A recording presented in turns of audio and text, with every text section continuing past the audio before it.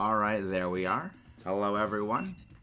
Yeah, I know, quit Dynamax Adventures. We know. So long as we get our amazing Rock God path, I'm fine with quitting out and losing some Dynite. But welcome back, everyone. I hope you guys are doing well. Please do not forget to leave a like on the stream if you haven't done so. And, let's keep going with these Dynamax Adventures. We have an amazing God path for Ho-Oh right now. That is just all rock types, assuming it stayed preserved, which I think when rolling over between different days, it may lose that pathing, but I'm hoping to keep it, because if we can keep that pathing, if we get, again, 4 people, we can utterly crush this thing. I don't have any good RNG. My luck is bad. My luck is just terror bad. But I'm hoping that things go better because I want the shiny hunt to end. I just still find it funny that we've been doing this for almost a year. Hey, Kayla. Also, please, let's go grab Shiny's link, please. Thank you very much if you can do that. But yeah, this is the thing about this Ho-Oh hunt that just kind of boggles my mind and makes me laugh, is that we've had such absolutely stellar luck with every single other shiny hunt we've done. Even our other hunts that have gone heavily over odds have gone over odds are still relatively close to being odds. You know, the Lilligant one was only about 200 encounters over odds. Hello there, Poe. Welcome in. It was only about 200 encounters over odds. I think maybe more like 150. And then, you know, again, the worst one after that was the Roggenrola one, where the Roggenrola did take us a little over double odds. And then there's Ho-Oh, which is just absolute pain. And then there is Ho-Oh, which is just absolutely suffering. Remember, we need the specific pathing. I remember the order from the pathing. We need that pathing. But how are you doing, guys? Boon's weapons kind of look like TF2. You have a stock version of the baseline. Yeah. Ballpoint is interesting because of the range change, not in a good way for Salmon Run. It still works, but also requires up close. I think it's best for short horde clears than long range takedowns or inking back. There we go. Team of 2 leaders, a Gootuber and a bow is terrifying. Oh boy! That is just all Snipesville. That is just absolute pure Snipesville, Mudkip. I hope to never face a team like that ever in my Splatoon. But how are you doing? Welcome in, Mr. Shiny Giratina. That is a wonderful shiny and one I hope to get. Okay, let's see if we actually keep the pathing. We kept the pathing. Okay. So, Toby, the Pokemon you need to take the Magneton. Kayla needs to take the Alolan Raichu. You need to take the Magneton. The reason why is because of the pathing order in which the next Pokemon go in. Thank you.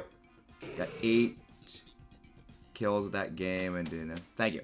But yeah, like that's the pathing because everything here is going to give us a lot of good rock types. So we got a rock type there. The ground type is the first ground type is a Rhydon. And then the final one is Seismitoad, which we can easily beat because Seismitoad has absolutely crap moves. And we just use that and just pound Ho-Oh into oblivion. The first person to switch out is Kayla for the Boldore. You swap out for the Rhyhorn. Actually, let me actually post. Yeah, that's the pathing we need. That is the pathing we need in order to win. And the main reason we're doing this is that this pretty much knocks off about 5 minutes from the entire Dynamax adventure when paired up with how much time we're saving overall. It makes these Dynamax adventures go by so much quicker. And I love the just speed at which we can take these things down. Because as we've all known, The hardest part of Dynamax Adventures is actually just the timer. We are basically fighting a clock when it comes to Dynamax Adventures. But also, if you guys haven't done so already, please do not forget to leave a like on the stream and subscribe if you're new. Why is the light just all washed out right now? There, that's better. That's a little better. But yeah, right now, the main goal is we need to beat these things quick, fast, and in a hurry. Because I'm looking forward to hopefully getting my shiny bird today. Flash cannon for some good damage. It's a shame that the NPC isn't going for an actual attack, because if it did, then we would have easily been able to beat this thing in a one turn. Would have been easily able to one turn this thing and just save a lot more animation times. But let's go. Let's frickin' go, people. Thunderbolt. Very good for the takedown. Very good for the takedown. I'm not gonna catch it. Main reason why is just, again, saving all the time we have, and I want to blitz them. The other thing is that I already have a shiny Gigalith, which we shiny hunted a good while ago, and that was one of our other over-odds encounter hunts, which was absolutely painful. Oh boy, I don't miss the over-odds hunts. I don't miss them, but at the same time, they feel very satisfying to finally conclude. But overall, I don't want to ever have double odds stuff again. Like, I can deal with a little over double odds, like, but double and a half odds, I think, okay, I can deal with this. But also depends on the encounter mode. Toby, yeah, yeah, I can deal with over double odds, but over like triple odds like we are here, you know, that's when it starts getting into the territory of this is absolutely freaking mind-numbing, and I really just want this to end.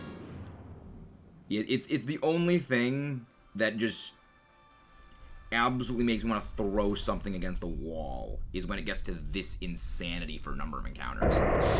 Well, here to warn everybody that a topic of events before the violence can be data mined and leak. Yeah. Unfortunately, data mining is just a thing that we have to deal with now because people want to be jerks and ruin everything for everyone. Like, I don't get why people have the urge to, we must break open every single thing of coding to find every single little detail before a game gets released. I can understand it to a point. People are like, well, I want to know if I'm going to, want to play the game, or, is everything going to be good? But at the same time, that also completely kills enthusiasm by, like, oh, well, this doesn't look good, so why would I want this thing if it doesn't look like it's going to be fun? When generally looking at just pure numbers and coding doesn't give you the same amount of, yeah, this is actually going to be quite fun, that, say, anything else would give you. Actually playing it is always more enjoyable. But hey, people just want to be jackwagons. Some people, like, everyone knows this and that, but when they do play the game, then it's yes, but at the same time, it also completely kills enthusiasm by other people, which,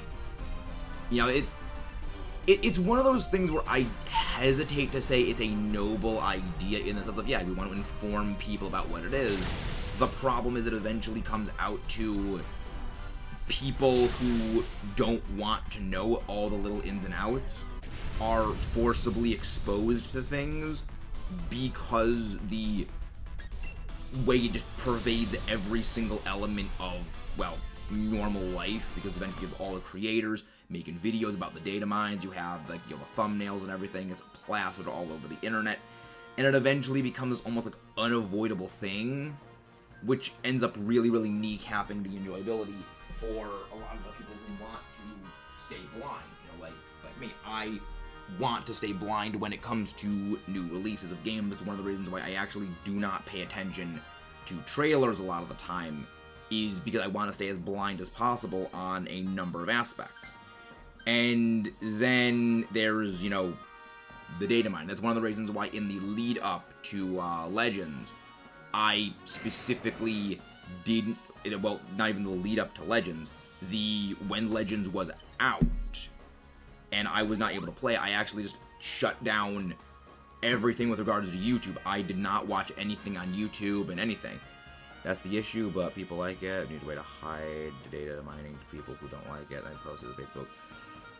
Well, see, that's the problem, is that when something is on the internet like that, there is no way to contain it. Because even if the people who are initially, you know, posting something like data mining go in with the I want to only have the people who want to know about this be the ones to be able to see it, well, then as you go for the long chain, more and more and more people, you know, see it and, you know, post up about it, then that control completely goes away, because anyone at that point is capable of, you know, screenshotting and sharing it. So it eventually goes into this whole thing of it's impossible fundamentally to control the spread of it, because then every channel is making videos about it. It's popping up in people's recommendeds. It's popping up on, you know, news, things like that, because you got people on Twitter posting, you know, oh, hashtag Pokemon Scarlet Violet, Pokemon, and everything like that, and it pops up in your, you know, Twitter feeds and things like that. So you fundamentally cannot avoid it. And that's one of the issues, I think, of, you know, data mining, is there is no realistic way to not have it be spread to everyone. It is intrinsic fundamentally with the way data mining and the nature of the internet being as quickly to diffuse information as it is. And, you know, again, every channel wanting to get the latest news, so they go splash content across everywhere.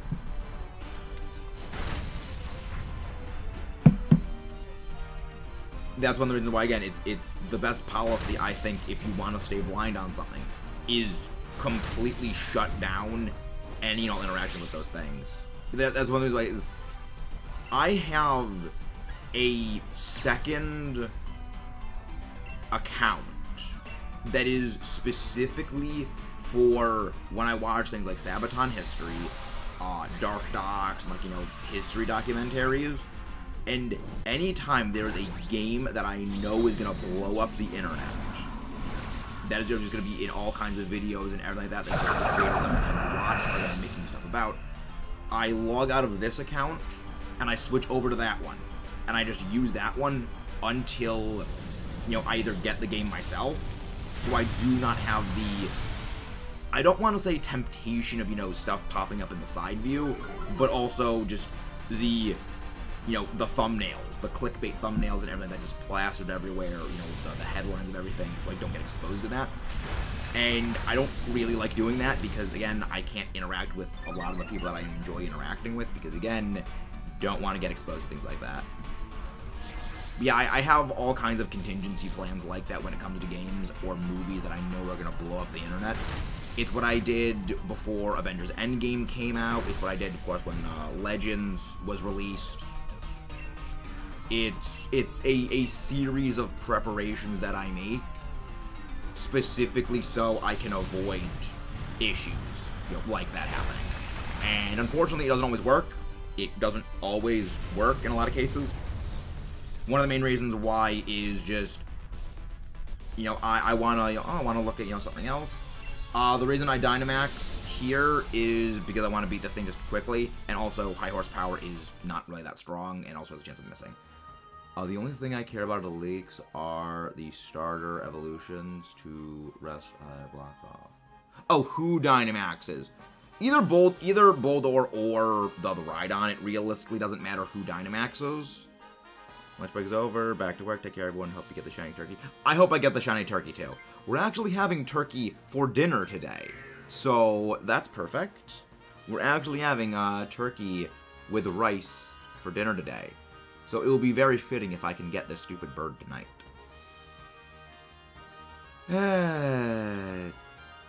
Sure, I'll take leftovers. I'll take leftovers. It's the only thing I've got. That's something. Yeah, I mean, that wide lens would have been very good for me because that would have made my rock slide hit perfectly accurate, but them's the breaks. Game doesn't want to be nice to me. Actually, let me do a little bit of a quick damage calculation. High horsepower is 95 base power. High horsepower is 95 base move. Times an attack bonus, times super effective after smackdown. I wonder, would high horsepower hit harder? No NAS, rapid internet. I just said it's a funny coincidence, Mudkip. Just like how the first time I played Salmon Run, I was actually having salmon for dinner that day. Which I find very amusing. Yeah, let's crush this thing. The only real issue, though, is... Am I gonna miss rock slides again? Well, let's hope we're good today. SmackDown is not 50% accurate. It is 100% accurate. 50 base power. SmackDown is perfectly accurate. It's one of the... I think outside of Ancient Power and... Yeah, Ancient Power, Power Gem, and I think only SmackDown, they are the only perfectly accurate rock moves that are damaging. Which is really, really weird. That is one of the things that I remember for a series of videos that I ended up never ever doing anything with, is that rock is the type with the most...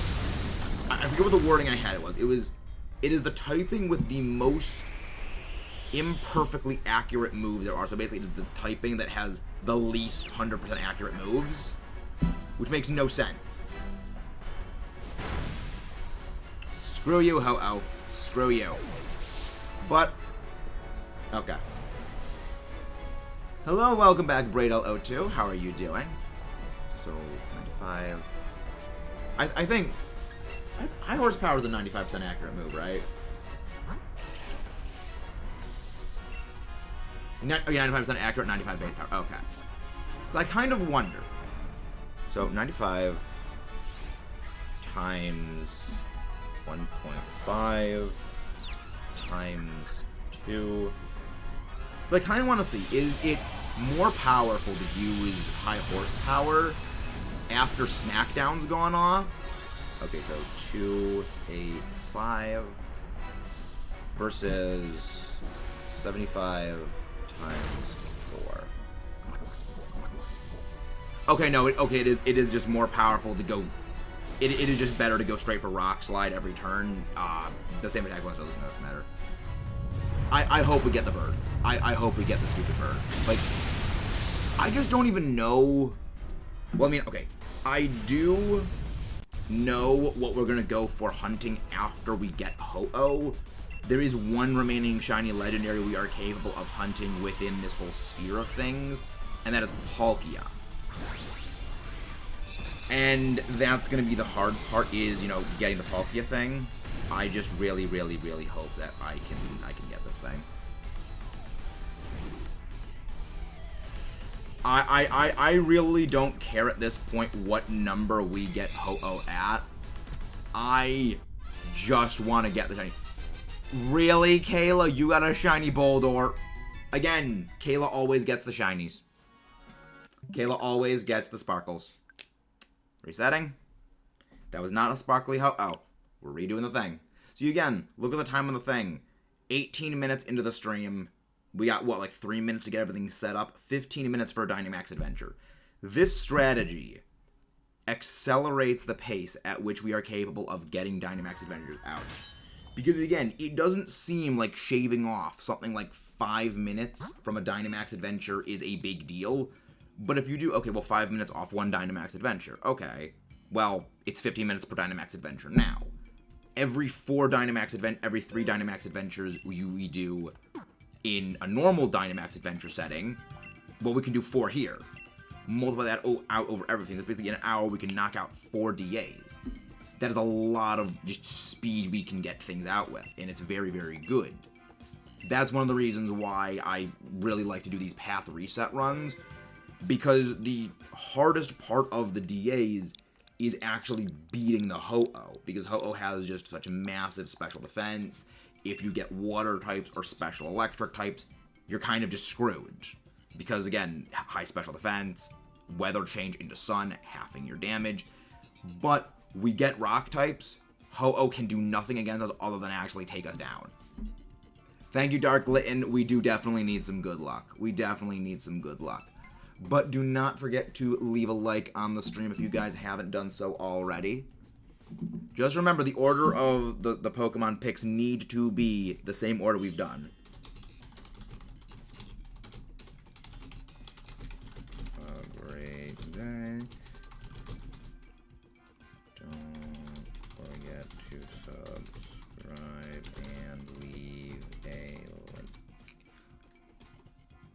like. There we go.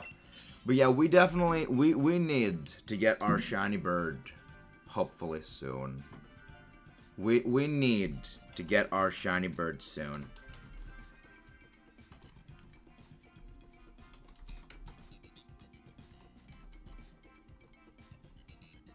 There we go. And paste. Bien. I have to go. Be back with me. Okay. Alright, so same pathing as before. Same pick order. We need to go for the Raichu, then the Magneton. Because I'm pretty sure the AI is always going to take the... I think the AI always takes the tentacle... not tentacle. The Tangela. Yeah, I think the AI always is going to take the Tangela. Because we always get William as our NPC.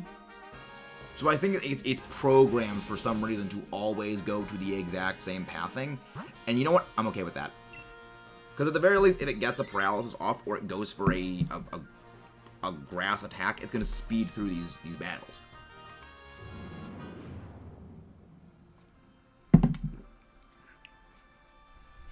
Alright, Kayla, checking DMs now.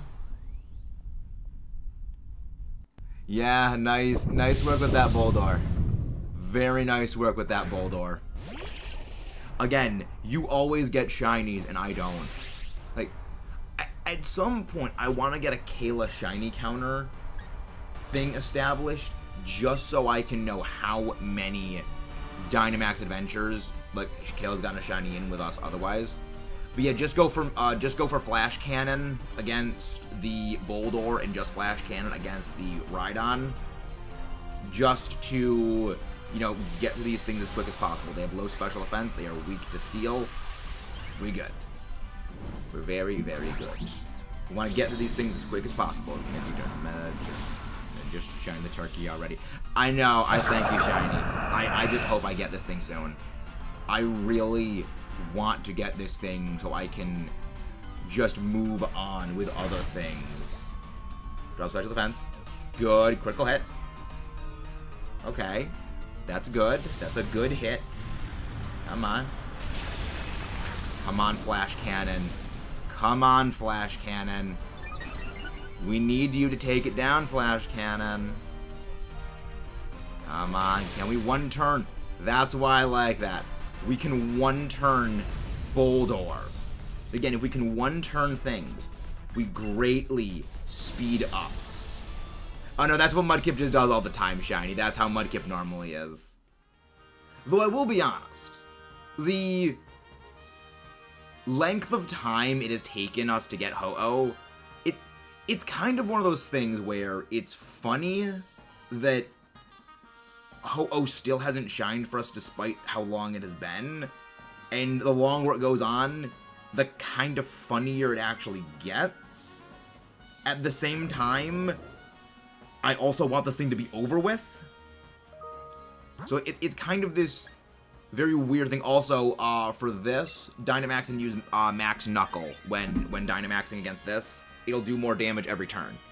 So I've decided that the next monotype I'm gonna do for my Unbound. Really? What is that typing run gonna be, JJ? I'm curious to see what this is gonna be. I'm very curious. Yeah, that actually brings me to something that I've been noticing as of late. You know, it's in the same vein as like the whole Kaizo Ironmon and Nuzlocke sort of thing. Want to do mono water, and I decided to use a Wishy-Washy. Respectable. I can respect that. I actually really like Wishy-Washy. Yeah, I know, on a team. Yeah, I know. On a team, yeah. Wishy-Washy is one of those Pokemon that I have seen people use in VGC with like a Trick Room Instruct Orangaroo team with a Wishy-Washy. And it's kind of terrifying seeing what a Wishy-Washy can do when in schooling form. Because you gotta remember, Wishy-Washy does have I'm gonna call it a super 600 base stat total when in schooling form. So, if you have all of that, and then you have, you know, next to a Pokemon like Orangaroo, which has telepathy, meaning that it will not be hit by allies' spread moves, and you have it use Instruct, then what you have is you have someone using a spread, same type attack bonus move that is 95 base power. Well, functionally it is dropped to a little under 70 base power per individual hit, because that's the way that spread moves work in doubles. If a move targets multiple Pokemon on the opposing field, your damage is reduced to 70% of its initial value. The only exception is Dragon Darts, because Dragon Darts is a weird move, but then you're doing that twice. So even though your damage is reduced to a little over 70 base power, a little under 70 base power that is, you're functionally dealing about 140 damage before same type attack bonus per target, while your Oranguru is completely immune to damage. It's kind of terrifying. At the same time, it's also just like kind of bulky. Not gonna lie, I went to look for Speed Boost Sharpedo via Dex Snap and found a shiny one. That is fun. That's pretty awesome. That reminds me of the time I was looking for a rough skin Gabite in the, I forget what the desert is, but it's the desert you have to go through to get to Tapu Bulu in Ultra and Ultra Moon. And I was looking for, of course, a rough skin Gabite to add to my competitive teams for rough skin Garchomp. And while I was SOS chaining, like, this was within, I think, 3 hours. Okay, the screen kind of, like, flickered for a sec. Okay, so you guys is, like, the weird, like, white bar that's flashed on the top of the screen. That worries me. Yeah, that place, the, Haina Desert, I think is how it's I think is what it's called. Yeah, that place. Within 3 hours of starting the hunt for the Gabite, I found a shiny Trapinch. I didn't find the rough skin Gabite until over 4 days after starting the hunt. Keep in mind, rough skin Gabite is a 15%. Keep in mind, getting a Gabite that is, getting a Gabite that, that has rough skin by SOS chain of all Gabite appearances is a 15% chance. The Trapinch shiny was far rarer than that, and I found that sooner. It's just ridiculous. I'd name the female Clawitzer Dora. If anyone here understands if anyone here understands that, you get a cookie. I'd say name it Dora.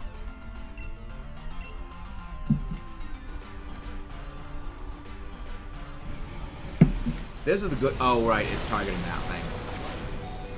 And it survives. Oh my gosh, yes, it survives. The living tentacle monster. The Haze Bee survived. The surviving Haze Bee. Yes. Yes.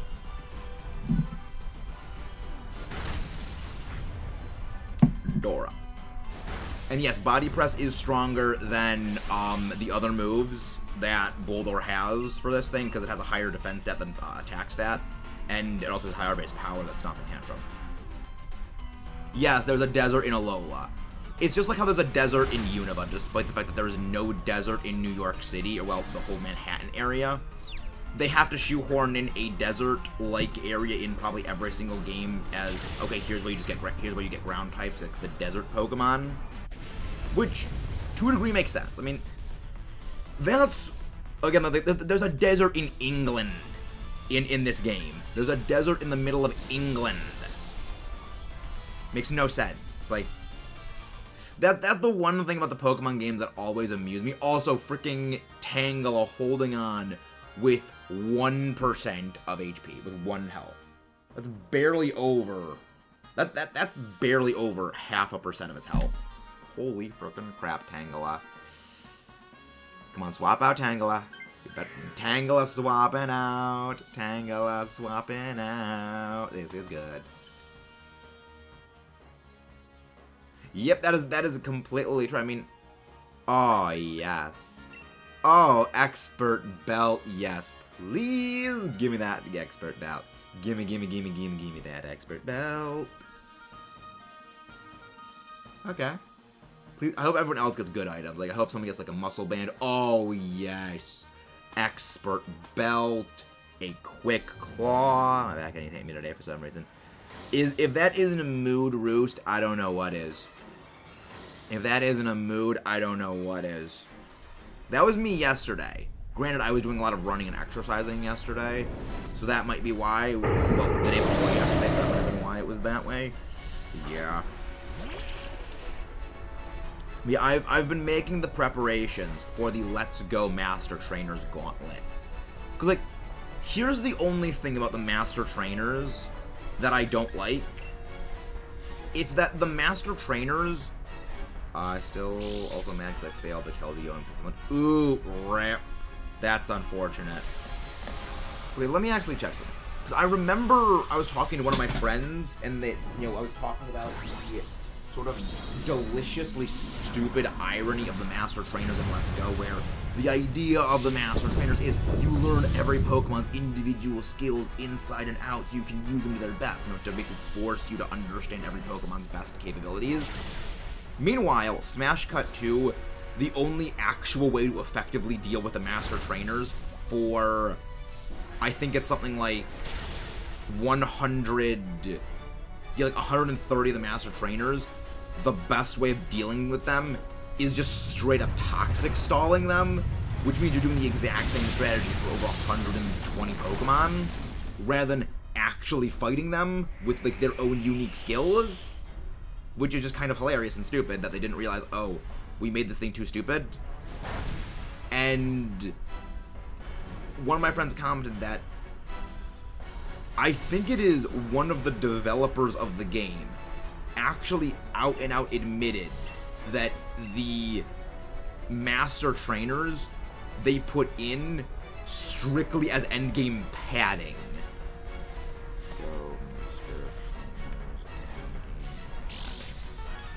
Wow, double activate on the Quick Claw. That they specifically said that they are padding because they just needed something to throw in at the end of the game.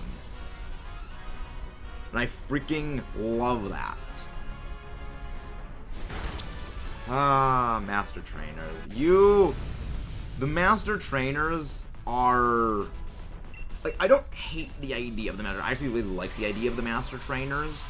It's just with how extreme the candy investment for the game is for Awakened values, it kind of fundamentally makes it almost impossible to be able to do that without, either gimmicking or just, again, straight up toxic stalling.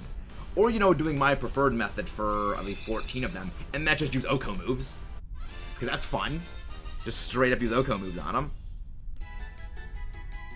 Because, yeah, there's like 14 Pokemon that get Oko moves in all of Kanto. So you can just use Oko moves on 14 of the, there's about 146, 43. There's 153 Pokemon in all of Let's Go, minus 8. So minus 8 from that is... 147 actually wasn't wrong. Far off. Wait, no, that's 5. No, 55. 145. 145 Pokemon for Master Trainers in the entire game, and there's 14 of them that are able to use Oko moves to just cheese the fights. So about 130 of them you can actually fight it out, but of that, about 25 cannot have Toxic used on them because they're Steel types or they are Poison types. Which means, again, you can't use Toxic Stall on them. And it's just kind of hilarious that they didn't think this through. That about 110 of these battles, yeah, you're people just going to joke them. Well, then again, I guess for the 1-hit KO ones, you are using their unique skills with the Oko moves. So that makes sense, at least. I saw them. Any ideas about I can support? I mean, I also don't know what things that they changed with regards to Unbound, like what stats they increased. I don't really know Unbound that well, because I know that they rebalanced some stats, they increased some base stats, they changed some abilities, so I wouldn't really know what they changed to make things a bit more usable. Won a multi-battle against Burnow and his partner with full poison Toxapex. Was one of the only battles on my team, and 3 of their Pokemon KO'd, and I was alone. Wow. Never underestimate the packs. Never underestimate the packs. But yeah, water types, I mean, I'd say, yeah, you can never really go wrong with a Gastrodon. It's just an all-around just good bulky Pokemon. Gyarados? I guess, so Gyarados is good. Again, I don't really know what they changed in Unbound, like what you can actually get in Unbound at what points. So, I wouldn't really know. Let's go. Let's rock and roll. Let's rock and roll all night, party. Yeah, I mean, I would say the best thing to do is, like, just have a good type balance. So have, like, a good, like, things that can take physical hits, things that can take special hits, cross Pokemon resistances for switching. So, say you have Gazrodon, which is, cripplingly weak to grass.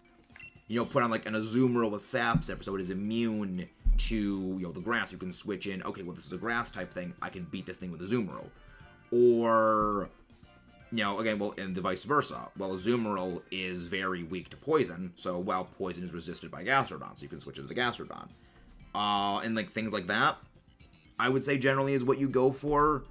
But, again, it depends on, like, your overall very, very specific team composition of what is good for what. Hello, everyone. Yeah, successful shiny hunt, that doesn't exist. Because, Shiny Ho-Oh hates us. Remember the same order? Then again, Zitar and Kayla, you guys have been here before, so yeah, same order. You guys know the order.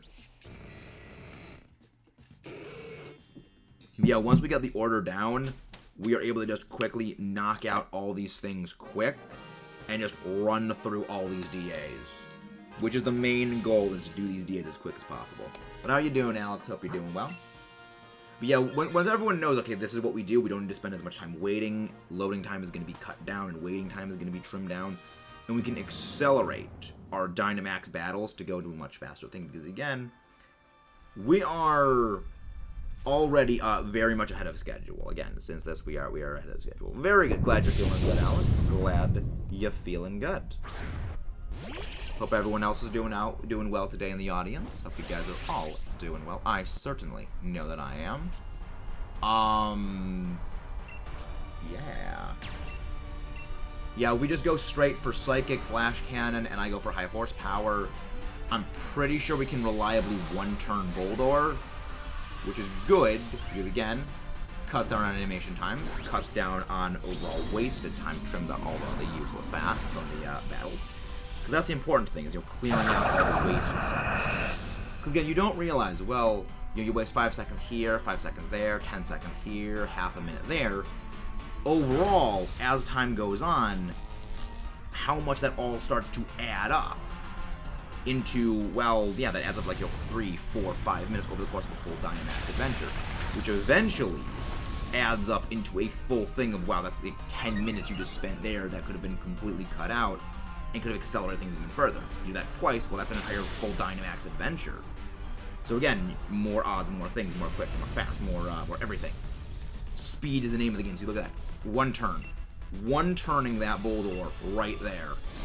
That's what I love seeing. That is the speed I love seeing. But if anyone wants to hop in, we're always happy to have 4 people. If we have 4 people, we can actually even faster speed through these. I'm just got a shiny camera up and a shiny Houndoom. Nice. Nice work, McRobbie. Very nice work. But yeah, if we can get a 4th person to pop in for these DAs, we'll be actually even speeding faster along these things, more reliably. More reliable speed. But shiny camera up and Houndoom. Very nice. Very nice. Yeah, I love how they have Rhydon and Crocodile right next to each other. Their silhouettes look actually quite similar. It's just the tail speed is what gives away which one is which. I like Crocodile. It's like, I love Crocodile. I just hate that its moveset in Dynamax Adventures is utter garbage. Like, Darkest Lariat is good, but Earth Power is just very, very bad because it's not a special attacker at all. I mean, again, that's kind of the whole point of Dynamax Adventures, is a lot of the Pokemon deliberately have pretty crappy movesets to force you to work together and somewhat strategize.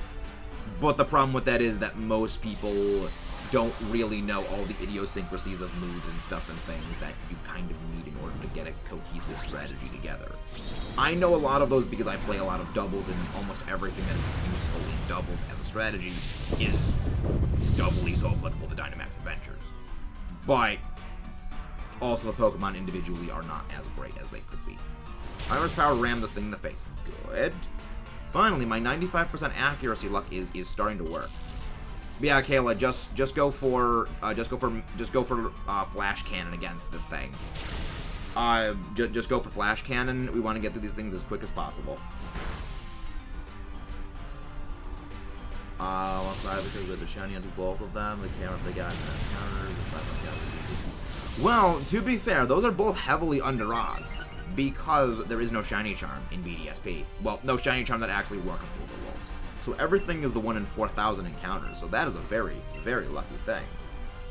How far into Splatoon 3 am I? I am halfway through World 3, Mudkip. About halfway through the World 3. Oh, that's not Kayla. Oh, that's UZ. Okay. I just know that Kayla usually uses Magnet Rise on the Magneton. Okay. I just know when something uses like Magnet Rise or a status move, like, oh, it's probably Kayla doing that. Sorry about that. But yeah, just go for Flash Cannon against these things. Mostly because there's a 1 in 3 odds it's using Drill Run on an individual person, and then it is a further 1 in 4 odds it's targeting them. So it's a 1 in 12 shot, and overall it's just better to go for the thing. Yes, I beat one of the bosses. I have beaten one of the bosses. I was really eeling that fight, Mudkip. I was really eeling it. But yeah.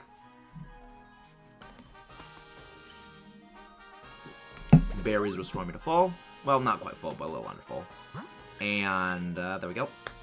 But yeah, again, this is just a fantastic pathing. This is a perfect pathing for us. But yeah, later today, potentially before we start stream number 2, because I want to try and get back into the swing of doing 2 streams a day. Okay, Mudkip, slap me. Fine, come and slap me, Mudkip. I dare ya. I double dare ya. Do it. But yeah, I'm going to be doing a lot of recording for Splatoon and some Legend of Zelda recording today. Because this is the one thing that I want to try getting back on top of that I will admit I have been falling off of lately, is I have not been on top of recording as far ahead in advance as I used to. Because before, I would basically record the next, 2 weeks worth of video content in, a few days. You know, I'd spend, 3, 4, 5 hours a day, or 4 or 5 hours a specific day, record the next 2 weeks worth of video content, and then over the course of the next 2 weeks, I'm going to edit out so I have 2-week buffer zone in case something happens. And these days, I've kind of not really been able to do that, because I'm basically recording footage, and then the next day, that footage is what is being uploaded in an episode. And I really want to get back onto not having that be the case. I want to get back to having everything be much more orderly and much more in line, so I can, be more flexible with things. And the other thing also why is that if I spend, say, 3 hours playing specifically Legend of Zelda, I'm far more productive, more on topic, and just overall it's a bit of a better video than if I, record 20 minutes, then just don't do anything until the next day, then 3 days later continue on, I won't remember what I'm doing, and, if I can just spend 2 hours knocking out 3, 4, 5 episodes, that's overall much better, much more productive, it speeds up the pace of the series. And you can notice this in a couple of the video series. You can tell when I record things in a massive chunk, as opposed to when I'm doing it, spaced out over time. There's a not really super noticeable difference in things, but there is a pacing difference. My commentary is a bit less organized. I'm not remembering where to go for certain things and things like that. But if I do everything in one big push, it's a little more topical and a little more cohesive. That's the right word, cohesive. That's the word I'm looking for. But yeah, that's basically how things go with it. And I'm loving A Link to the Past. I think it's a great game. I'm very much enjoying playing these games blind, and I was actually looking to go pick up Majora's Mask for the 3DS because I've heard very mixed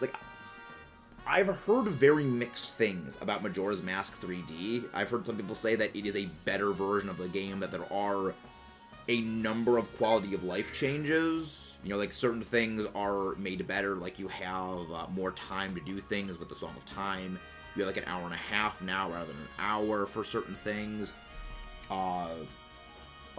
The only thing that's like objectively the worst change, like there's an objective bad change, which I think was one of the boss fights. They heavily just changed up the boss fight, and it is agreed that that boss fight is a lot worse now.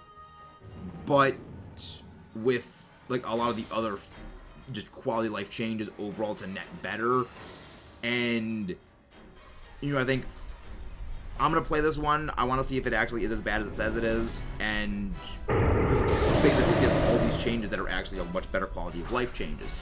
And for me, the quality of life changes I think are significantly better to have.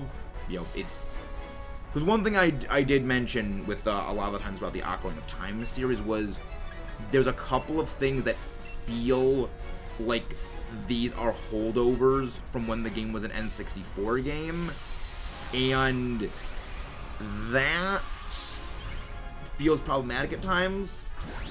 And if, you know, this thing was more built to be less N64 limitation, I think that's a bit of a better thing. But welcome in, ZP. How are you doing? Yeah, I've heard very good things about Majora's Mask. It is I know why people love Majora's Mask. It's a very different kind of game, and one thing that I actually really like about it is that the game itself was specifically made to mirror the conditions under which the development team had to make the game. That you should put in the hashtag endless. You know what? Let's go do it. I'll go add that. I will go add that hashtag in there. But yeah, it's like the game was specifically meant to mirror the development cycle of the game that it was like the very strict time limitations they were imposed on them by the higher up. Like, you need to get this game out by this deadline. So they incorporated that into the game's story, as in there's a timer constantly running for the entire game's story. And just all these fascinating little things that, you know, this affected the development, so this is what's incorporated into the game. And one of the main reasons for, you know, of course, the tight timing, and that's why so much assets in the game are just repurposed Ocarina assets. Like, I think it's more than half of what's actually used in Ocarina is, you know, not shiny. What's more than like half like unused stuff. Doesn't Majora's Mask have places that I think that is just a hypothesis. And it's 5 stages, Mudkip. It's 5, not 7. That I think is people looking a bit too far into things, whereas the development timeline thing is something that the developers have specifically stated this is what went into influencing the overall like tone of the game, was the very strict timeline they had to work on the game for, and that's why so much of the game is either reused actual assets from Ocarina, or they were unused things in Ocarina that just got repurposed for this. Which is often one of the reasons why a lot of sequels for games end up existing, is it's just far more cost effective to make a sequel where you can reuse like 90% of the assets and just change them up a little bit. Fair enough, Mudkip, it is the same thing. 5 and 7 are the same thing.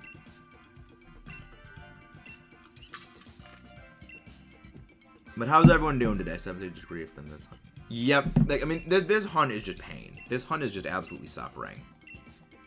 This hunt is suffering, and I'm okay with it. Because, again, I do everything for you guys. Everything I do is in the service of your entertainment. But don't forget to, you know, share this out to everyone so they know what we do around here. And yeah. And remember that the order in which everything's got to be picked. It is Dugtrio, Raichu, Dugtrio, Alolan Raichu, Magneton. If we get 4 people, then we still go for the Tangela, because the Tangela does help us. It helps us deal with the rock types, which is good.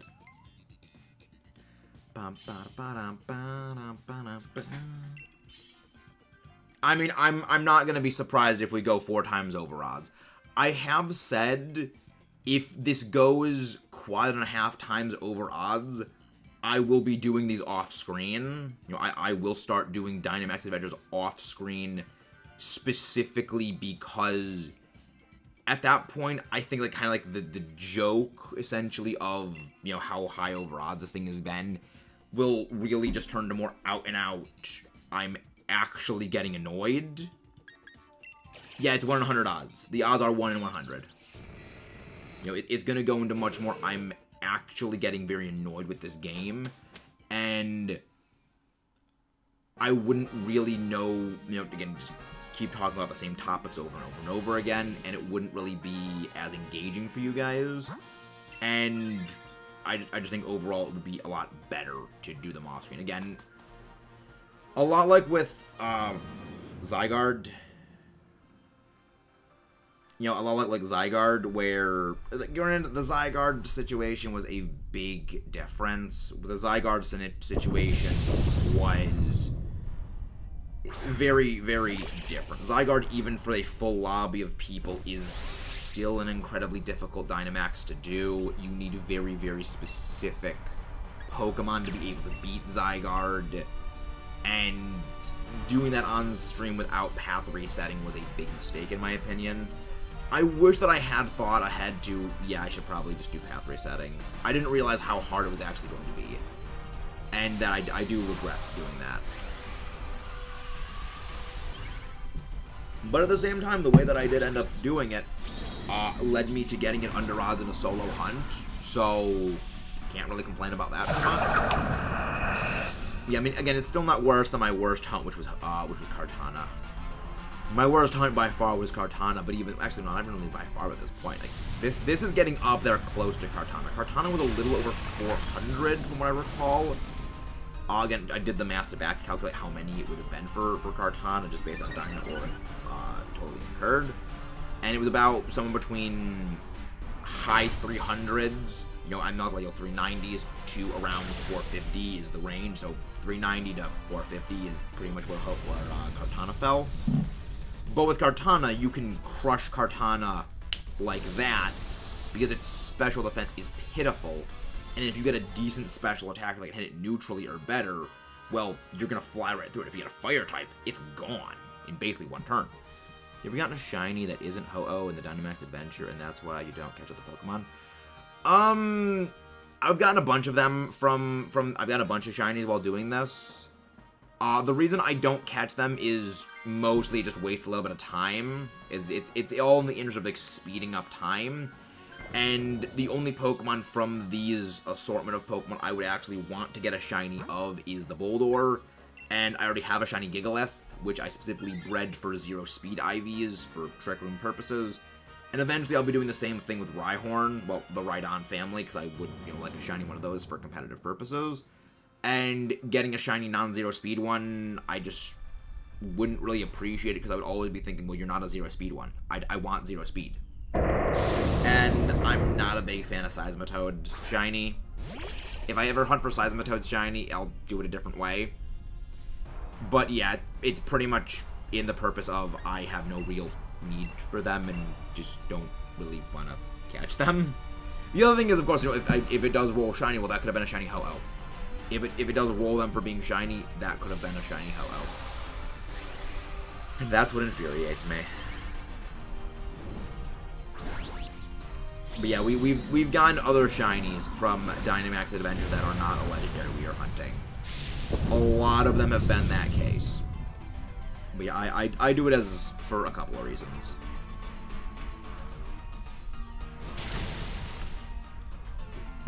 Very good. 2 crits back to back. Holy freaking crap. This one's going for the frickin' throat, this Diglett.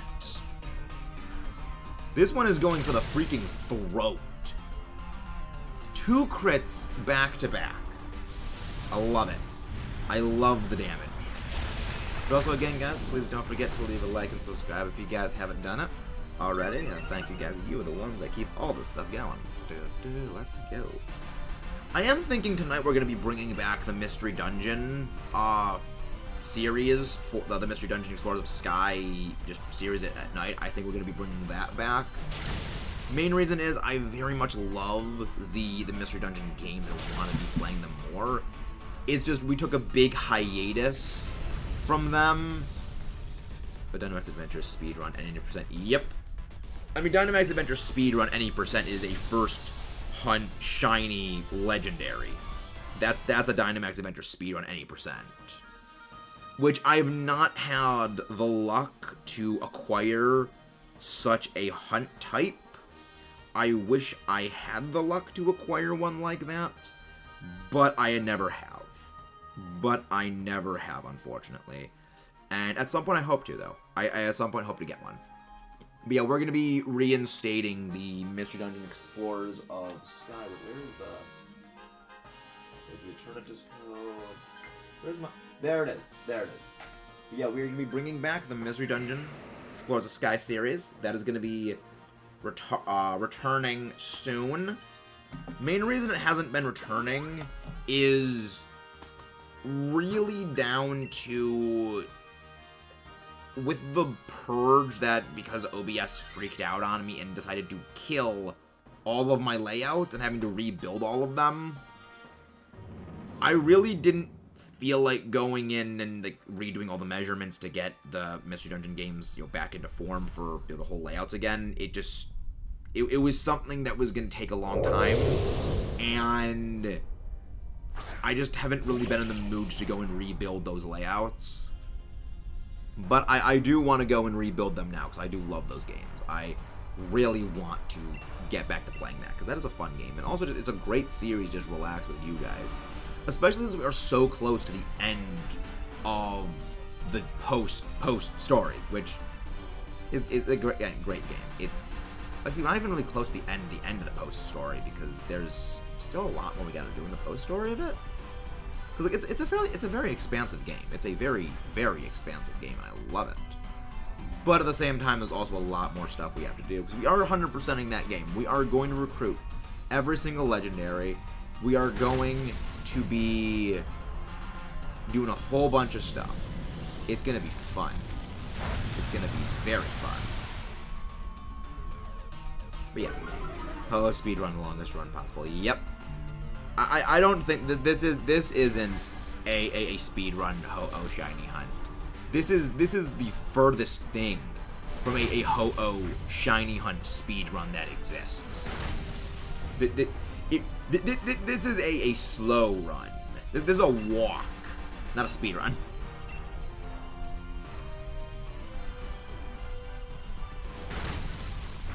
Yeah, it's not. Thank you. Finally, the Tangela actually goes for using a grass move on this thing. Finally, after what, like 10, probably like 15, 20 at this point. Total Dynamax adventures of having William use that. He finally goes for that. Only because it finally landed the freaking... the freaking... Stun Spore first turn. That's what it was. Like, why can't I think of the move? Oh yeah, Stun Spore, that's what it was. But yeah, there we go. We got it again. We are keeping good pace. Again, we fit a little over 15 minutes per Dynamax adventure. And that's including the lobby queuing time and restarting the whole game. So we definitely are on track and on pace for good fights. Violet leftovers muscle band. I'll take the muscle band. Yeah, so we're on track. We're on a good timetable for these things. A little over 15 minutes per Dynamax. A little over 15 minutes, including all the loading up. Is a pretty good timetable when it comes to these things. I'm glad that that is the case. That we're actually speeding through these quickly.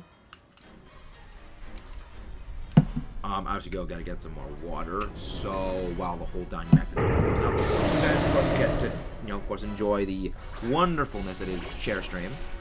I know you guys love your chair streams. Pressure, under pressure, do do do do, under pressure. I'm not going to Dynamax because I do not have some attack bonus, so you guys will do the damage.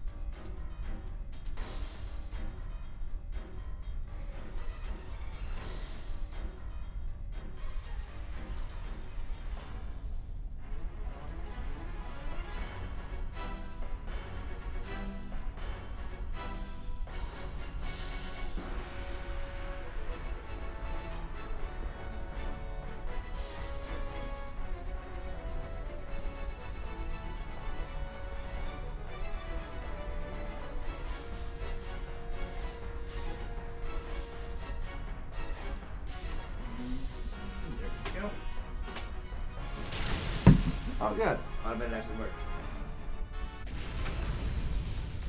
Neat. Watch this be the one where I finally get the shiny, despite me being gone for like all of it. And over to 71. But yeah, freaking 4 Dynamax adventures in barely over an hour. This is the pace I very much like. This is a very good pace. Again, considering, 3 Dynamax adventures in a little over an hour is what we normally average, we're making much better time. We're making significantly better time. And that is the main priority, is making better time. Oh look, it's not shiny. Shiny doesn't exist. Shiny doesn't exist.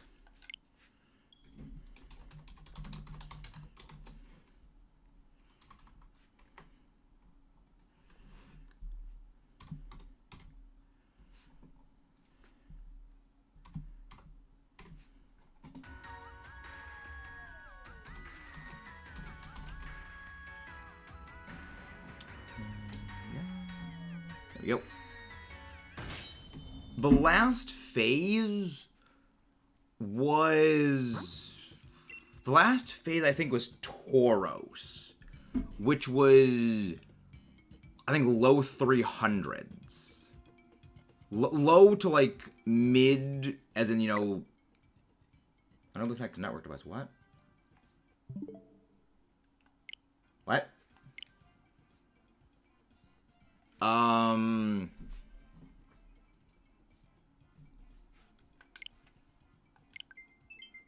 Okay, that was weird. Okay, internet issues. Okay, that's internet having problems. Don't worry, things are working now. Things are back to working. We are back up and running. There we go. Minor internet hiccups right there, but everything is good now. Everything is good now that the internet is working. But yeah, so you look at this. We've done what, 15 or so Dynamax adventures with this, and we're now just getting out of that. So we've got what, like 90 Dynamax adventures we can do on this thing before we're out of Dynite ore. We're fine. We're fine. But again, if you guys want to join in, please feel free to hop in for some Dynamax adventures. We need you guys to help. Again, so long as we keep the strategy going, we'll get through this nice and quick. Moveset is Venoshock, Toxic Spikes, Baneful Bunker, Venom, and Drench. That is degenerate right there, Zetar. That is a degenerate moveset, and I freaking love it. Oh. Open. That is a horrifying moveset in terms of just what you did for that. And I respect it. And I hate that I respect it.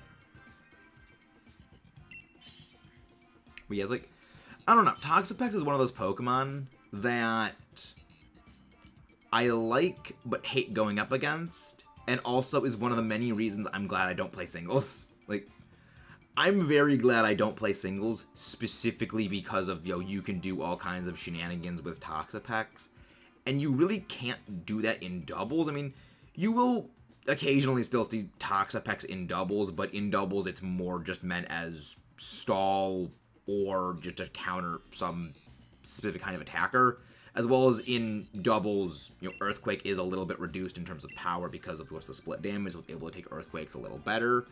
Or if your opponent is, high horsepower tack on. Well, high horsepower is a little bit worse than Earthquake. So, again, you're making them either, consider it and then objectively make a worse team composition, which is going to hinder them in other places, which is overall quite good. That I'm not sure, Kayla, when we're going to do battles again. That's still a little bit deciding on that, but I do look forward to doing battles again at some point. So I do like battling with you guys. The main reason why we somewhat stopped the whole battle thing is I wanted to try to, sort of streamline the whole streaming schedule, which, as we have discovered, has not actually been working all that well. I still am, as chaotically organized as it was before. So we could be bringing back not the Dynamax, the Shield and Sword battles some point soon. I mean, the other also reason is that Scarlet Violet's coming out soon, and I don't really think most people are going to be too interested in battling just because we'll have to go make a whole new team while Scarlet Violet's coming out soon.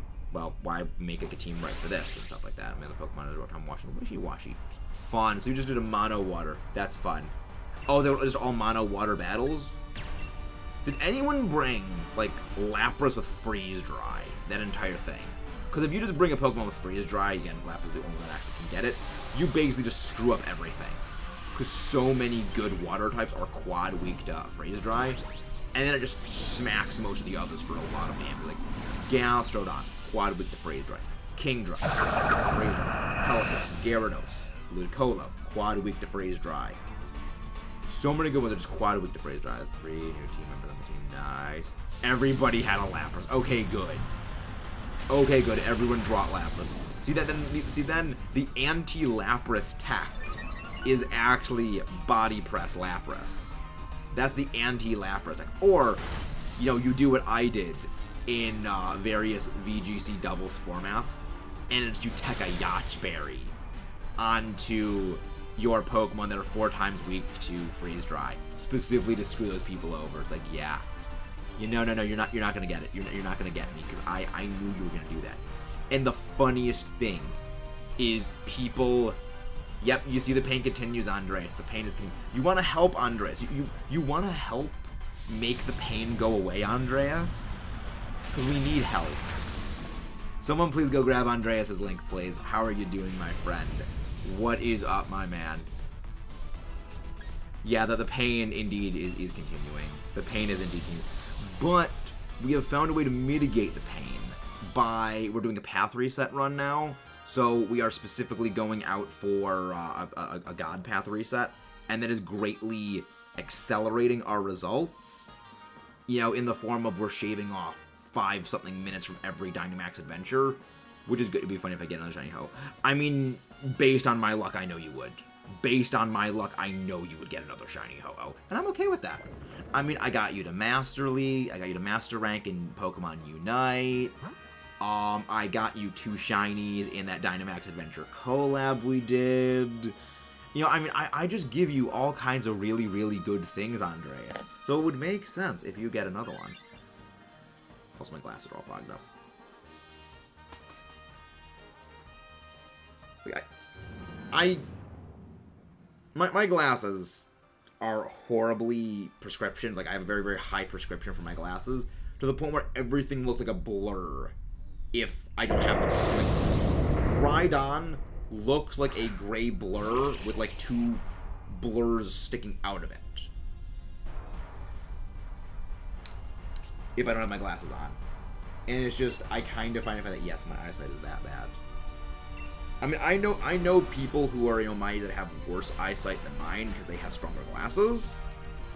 But freaking heck, my eyesight, I hate it. It's so terrible. There we go. That's much better there. There you go. There we go. There's a little bit of a smudge on my glasses, and I could see the smudge because the light was being a bit like. I don't know if you. I don't know how many of you guys wear glasses, but like if you there's a smudge on your glasses, you can see like they look like streaks of light that just go across your eye that you can see just in your visual range. You can see like streaks of light just going off towards the side, and that's what it was. It was just really bothering me. But there we go, much better. My eyesight is a lot better now, much clearer now. Yeah, I periodically forget to clean my glasses off. It's now I clean them off like 3 times every month. I need it for both Mudkip. I need it for both. Pogo Giratina raids, and I'm doing Giratina DAs. Fine. Well, I mean, they know Giratina is like the spooky season thing because it's like the only ghost type legendary that's out in the game right now. I mean, they could put Darkrai up there too. So there's, I mean, I know Darkrai was like EX raids for a while, but also they booted into regular raids. Yeah, like Giratina is like the only thing for like Halloween themed raids for Pokemon Go. I mean, once we get Lunala, okay, Lunala makes sense because it's another ghost type. Yeah, my eyes just suck. My eyes just suck, Mudkip. That is a perfectly phrased version of it. Yeah, I had to sack off Rotom due to being soaked by a Lantern and the Black Sludge trying to damage it. Wait. How would the Black Sludge damage it? Was something... Oh! Oh, the Toxapex was soaked. That's why it was taking damage from the Black. That's why I have the Black Sludge, because that's the Toxapex. So you had to swap out to the Rotom, which got Giga Drained to death. That's clever. That's actually a very clever strategy. I like that. And then you have Regenerator Degenerator for your Toxapex to heal off the residual. That's disgusting, and I like it. I like that. Like, Toxapex is up there with Pokemon like Incineroar that I love, but also hate because it's just good things. They're Pain Moon. They're Pain. You want to hop in and join this freight train of suffering because we need people.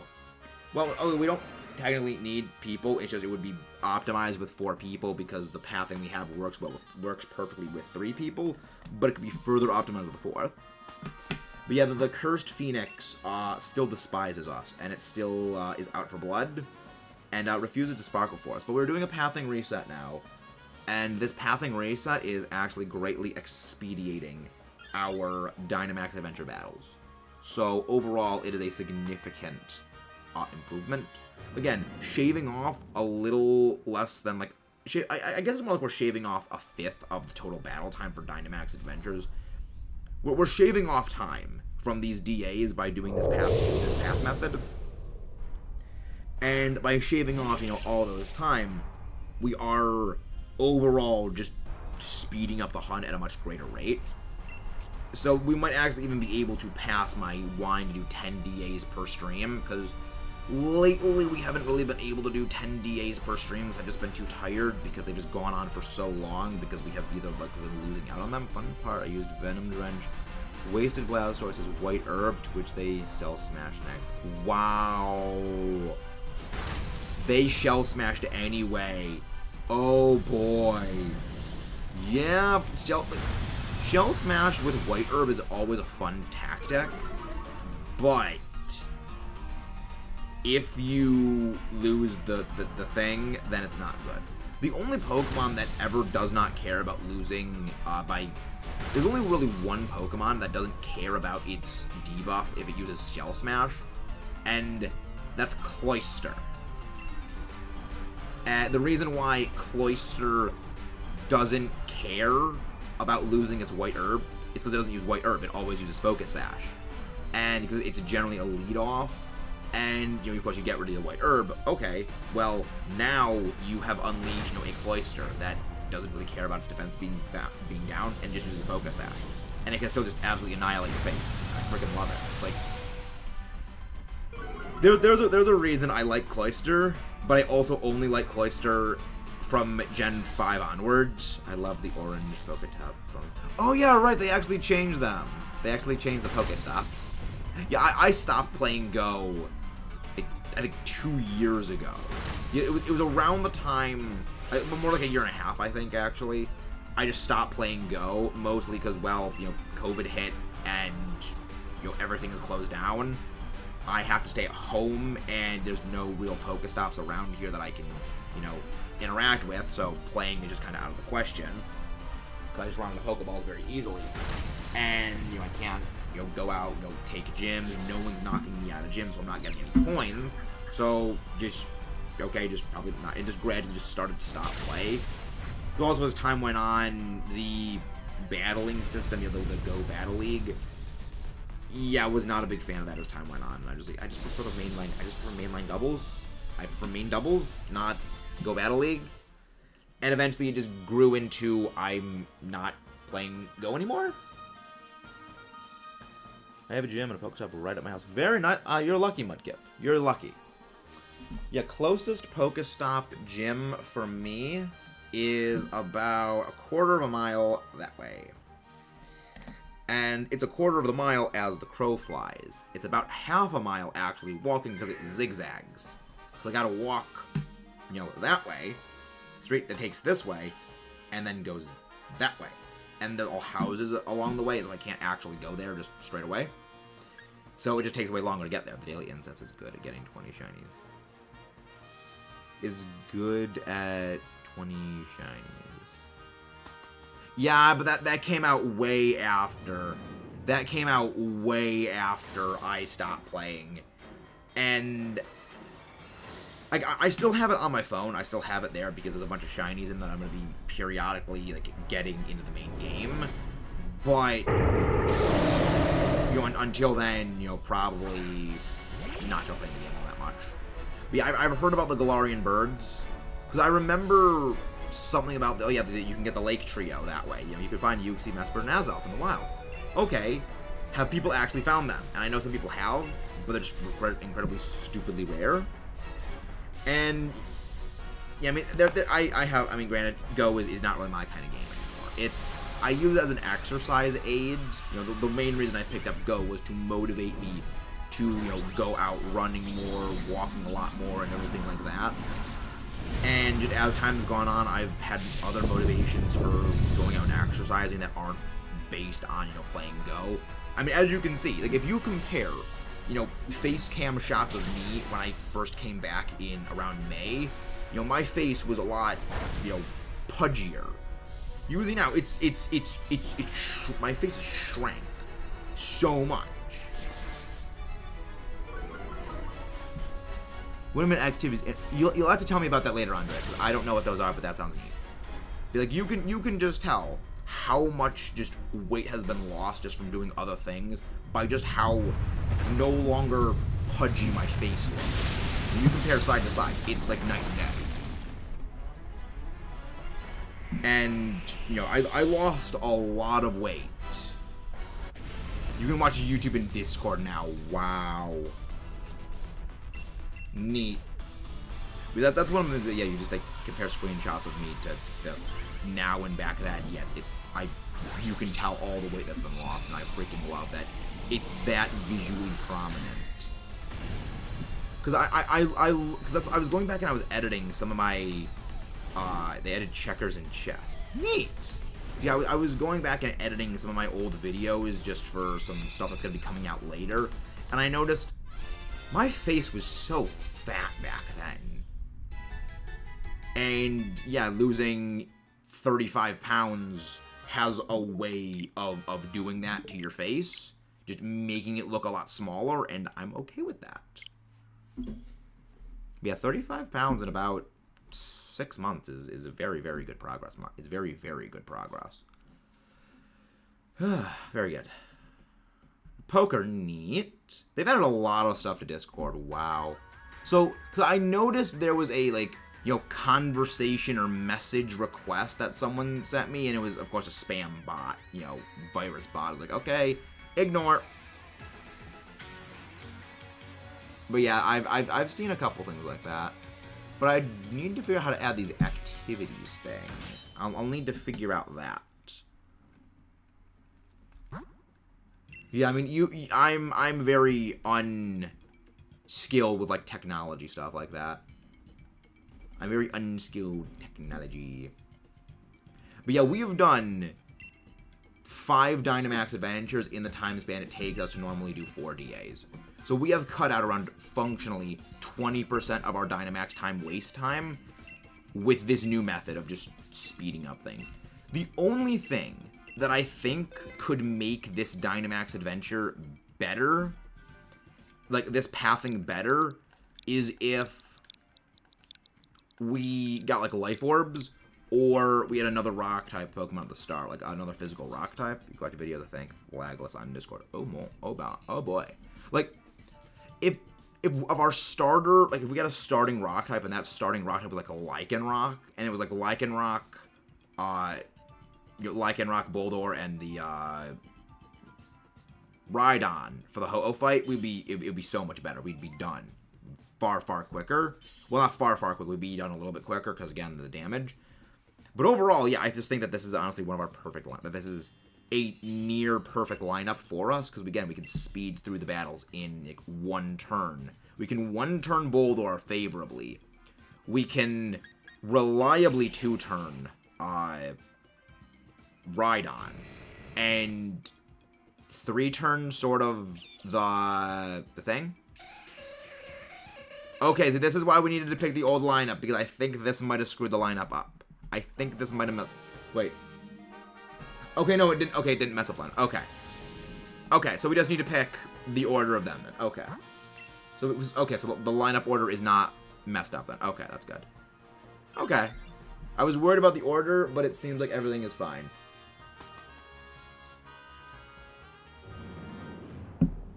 Everything is good. Everything is perfectly good. Everything is fine. There is no issues that have been recorded, which is good. There are no problems here in Ba Sing Se.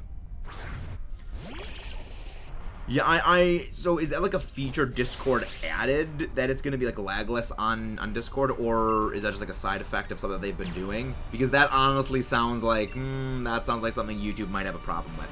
That sounds like YouTube. If people are gonna be watching stuff on Discord rather than actually watching on YouTube, they're gonna lose a lot of ad revenue. Really? So that means so that means ads or stuff is probably gonna be playing in Discord then for YouTube, because that sounds like a very easy way to skirt around all the ads that YouTube videos have. Oh yeah, probably. Yeah, it's probably there's some sort of collaboration that they're gonna add some way for ads to still go through, so the ad revenue is still coming in. Because again, as we know, YouTube's money comes from ads, and if there's ways of skirting around the ads, well then YouTube's not gonna make as much money. After all, that was the whole reason the adpocalypse happened. But also, guys, again, don't forget to leave a like and subscribe if you haven't done so. Hello there, Benny Jolteon. Are you new here, Benny Jolteon? Welcome in. How are you doing? And thank you. We need good luck on this hunt. We really need good luck on this hunt. We've been doing this for almost a year at this point, and I would say slowly starting to lose my mind, but we all know I've already lost it long ago. And if you have YouTube connected, you have premium, you won't get ads, otherwise it's fine. Last time YouTube lost it with Discord was when the music bot got shut down. Yeah, I remember that. Oh, same Benny. Oh, okay. Okay. It's good to have you back, Benny. It's good to have you guys back. But also, again, guys, don't forget to share this out to everyone you think might be interested. We got to keep that growth going. This is the hardest time of the year to get channel growth going, but we need you guys to help keep the things going. We need Nitro to use all these things. That probably would make sense, the Nitro thing, to use them, because YouTube, it seems YouTube would need... It seems like YouTube would need to get some sort of money out of it, in some way, shape, or form, because, again, it's YouTube. But yeah. Yeah, Let's Go, the whole Let's Go series we've been doing is slowly starting to wind down. Yeah, the Let's Go series is winding down. I gotta say, I'm a little surprised with how it is. I can't believe... Yeah, I mean, I can't really believe I'm, 23. It's the same thing here, Andre's 23 years old. Oh. Why? Why can I not just go back to the simpler times of, like, high school where I was, like, 18 and everything like that? It was easy. Everything was easier back then. Everything was easier back then. Also, why is Jinx faster than me? Why is Jinx faster than me? I don't like that Jinx is outspeeding me. I don't like that.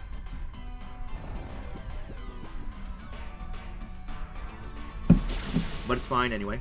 Everything is fine. Let's go. I hope I get the shiny this time. I hope I get the shiny this time, Benny. Oh, need to be in a voice channel to do the activities. Okay, that makes sense then. Yeah, the Let's Go series is starting to wind down. Really all we have left to do is the Gym Leader rematches. You know, Mewtwo and Gym Leader rematches, Mewtwo, the 3 super bosses, and then the rematches. It's all right, Kayla. It's all right. You know, the super bosses. There's the super bosses. There's the Elite Four. Well, Elite Four technically goes in the super matches. But yeah, like there's a lot that's left to be done in Let's Go, but it's all the master trainers.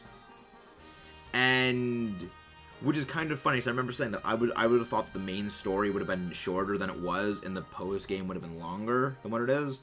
But no, it's the other way around. The main story was actually a little bit longer than I expected, and the post game is very, very, very short. Oh boy. But yeah, the post game of Let's Go it's something. The post game is certainly something in Let's Go. Yeah, you can watch YouTube live streams. Really? You can watch live streams. That's pretty neat. That's pretty neat. But yeah, I got plans for stuff and things for Let's Go. But yeah, I'm looking forward to the later parts of things for Let's Go, where we finally get everything done. Because when Let's Go wraps up, we've got Metroid. We got Metroid Dread once Let's Go wraps up, and I'm looking forward to playing Dread. Like, I know the Metroid series hasn't really been one of our best doing as far as all things have been. It's generally been a little bit of an underperformer. But I very much have enjoyed the Metroid games. I very much enjoyed playing. You know, I very much enjoyed playing the Let's Plays, and it'll be great to finish Dread. Well, start playing Dread, then finish Dread. Then we also got Kirby and the Forgotten Land as a series. Yeah, there's a lot of stuff. Yeah, when we finish... Yeah, when we finish Splatoon... Yeah, I haven't decided whether it's going to be, okay, we finish Splatoon, then we do Kirby, or we finish Metroid, then we finish Let's Go, then we do Kirby, or Metroid. I haven't figured out which one yet. But it's going to be... When we finish both Let's Go and Splatoon, our next two series will be Kirby and Metroid. The order in which things are just the only one I haven't figured out yet. Because I think... There's a mini-golf game in Discord activity. Really? Mini-golf? Really? That's something. But yeah, when I finish A Link to the Past, I don't know which game I'm actually going to be doing next for the channel. Because I want to keep a Zelda game going kind of at all times. Granted, actually, I could do Skyward Sword then. Skyward Sword would make sense. Skyward Sword would make sense for a game for that. But yeah, that's the only thing, is I don't really know what order for things to be, because, you know, I want to play, you know, one of the Zelda games, but Skyward Sword is one of the only games I actually know. And I know Skyward Sword would kind of be a bit of a long-term series, eventually, you know, which would run in parallel with the eventual Breath of the Wild sequel, Tears of the Kingdom series, which... That's going to be a stream series. That is going to be a stream series. Tears of the Kingdom.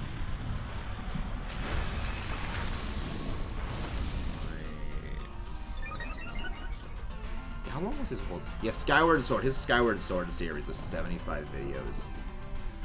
Yeah, and that's Chugga. And Chugga's actually a lot better at the game than I am. So... That's probably going to be a, what, 85-part series for me? That's probably going to be... actually, that wouldn't... That may end up being my longest series, excluding if I eventually do Xenoblade, which I know Xenoblade would probably be over 130 episodes long. Which is why I'm not doing Xenoblade Chronicles 2. I'm never gonna do Xenoblade Chronicles 2. I know that that game is enormous. I'm pretty sure Chugga's series went to like over 200 episodes for that thing. And I have no desire to do a series that massive. Like that would quite honestly be a over year-long series. You know, that would probably be like a 2-year-long investment of time, and I do not want to do that. But yeah, that's why we need to stick with the whole lineup we had initially. I'll take the expert belt.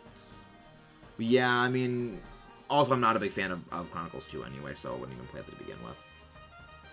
But actually, no, Xenoblade Chronicles probably even further than that, because there's all the post-game definitive edition stuff that they added, so there's even more of them to go over. So yeah, it's actually a lot more. It's a lot harder to do a Let's Play channel than people realize. People do not realize how hard it actually is to do one of these channels where you play a lot of games, because you need to think, okay, what are the games we're going to be playing? How long are these games actually going to take?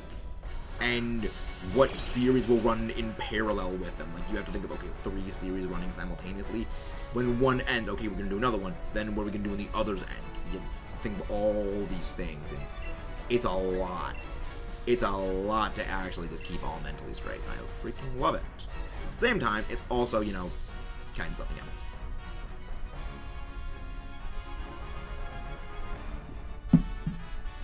Yeah, there's a lot that goes into it, and I like it. But I could just fish. I could probably fish out at some point my Let's Play schedule that I had put together a couple of years ago, a couple of months ago. It was like a list of I think like 50 games that eventually going to do the channel. Which, yeah, for those who don't know, I basically have like the next 2 years of series scripted out, like as in these are the series I would like to do at some point. The only problem is the order in which everything is done is problematic, because you need to figure, okay, well, what's going to be a good order to do these in? That is probably a critical hit, or the thing has life orb or something. Or that was just a really, really good hit and ho has the lowest physical defense. Yep, life orb. I knew it. It had to be too much. It was too much damage. Good. The Stone Edge hit. Also, the reason why I want the Boldor to be the thing that Dynamaxes is its accuracy with Stone Edge is a lot lower. And when Dynamaxing into Max Rockfall, it's a guaranteed hit. So there's that. Yeah, there's a lot of games I want to eventually do on the channel, and I need to fish out my list for them. I mean, I have a lot of plans for things. Then also, you know, collab series. I've got a couple of collab series coming up for recorded stuff, which is going to be fun. Which means I need to get pixel measurements of those done. GG, we won. Problem though is this going to be the shiny? Is this going to be the shiny? Is the only realistic question that I need to have. Nope. It's not shiny. Oh boy. The hunt continues. The hunt continues. But yeah, I mean, again, we are doing much better on time. We are doing very, very well on time. We're doing very well on time and everything. That's the big thing. That's the important part is time. So yeah. Up. Yep, I'll give you Dynite Ore. Connect the internet. Connecting to the internet. Connecting to the net. Connecting to internet. Let's go. Alright. Yep, when I'm rocking a Dynamax adventure. I'm wondering when the next shiny is going to pop up for someone. We all know someone else is going to get a shiny. I'm going to start throwing explosive diamonds. So what you're saying is you are employed by Cave Johnson to create combustible lemons, Mudkip? You have been employed by Cave Johnson to have the engineers create a combustible lemon. Sounds fun. Oh boy, Bruno's doing mono grass. I feel like mono grass is going to be a little less interesting than mono water. Because with water, water is the most populous type. Water type has the most Pokemon in it. So there's a lot of options, as well as like the most type combinations I believe exist within the water typing. So there's a lot of things you can do with it. But with grass, I think grass is not going to be the same kind of interest, like the same kind of like dynamics you can do. Because again, with water, they get so many different things. You have water types that can get electric moves, that get grass moves, that get, all kinds of crazy, bonkers crap. But then you've got, grass types where grass poison, grass poison and, like, Ferrothorn are just default the best. But there is a fire-breathing tree. But there is one Pokemon that absolutely laughs at that entire lineup of things that can completely win. And I know what this one Pokemon is, because it gets a fire-type move naturally. Well, actually, two of them technically, but one of them is significantly better because the move is better. The other one is a significantly weaker move. Get Shiny and Masuda Hunting, Galarian Pony, and I mean in the Dynamax battles, Mudkip. I meant in the Dynamax battles. But yeah, there's two of them. And, I mean, one of them is significantly better than the other.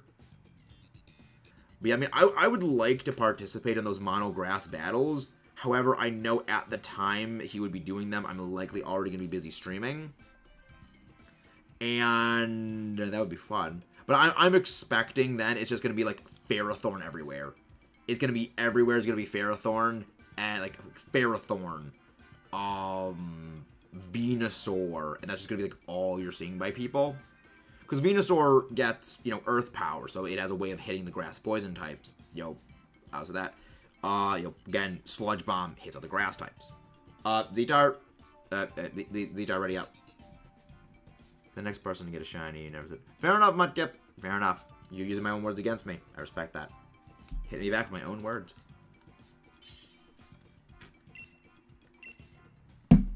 Alright. Remember the order goes with the Raichu, because that way the NPC will take the grass type, which we need. There we go. I missed the time we did normal type battles. People brought legendary, so I'm glad I wasn't there. Yep. Yeah, that's the issue, is legendaries can be brought to things like that. Well, the only legendary I think you could bring to a grass one is, like, type Null. Because, like, type Null and Silvally are the only normal type legendaries. Because I don't think Meloetta's in the game. Yeah, because, like, Arceus, not in the game. Meloetta, I don't think Meloetta's in the game. Normal legendaries. Yeah, I don't think there's any normal type legendaries. The normal type. Oh, wait. So the battles are, he bans all legend for that reason, so there you go.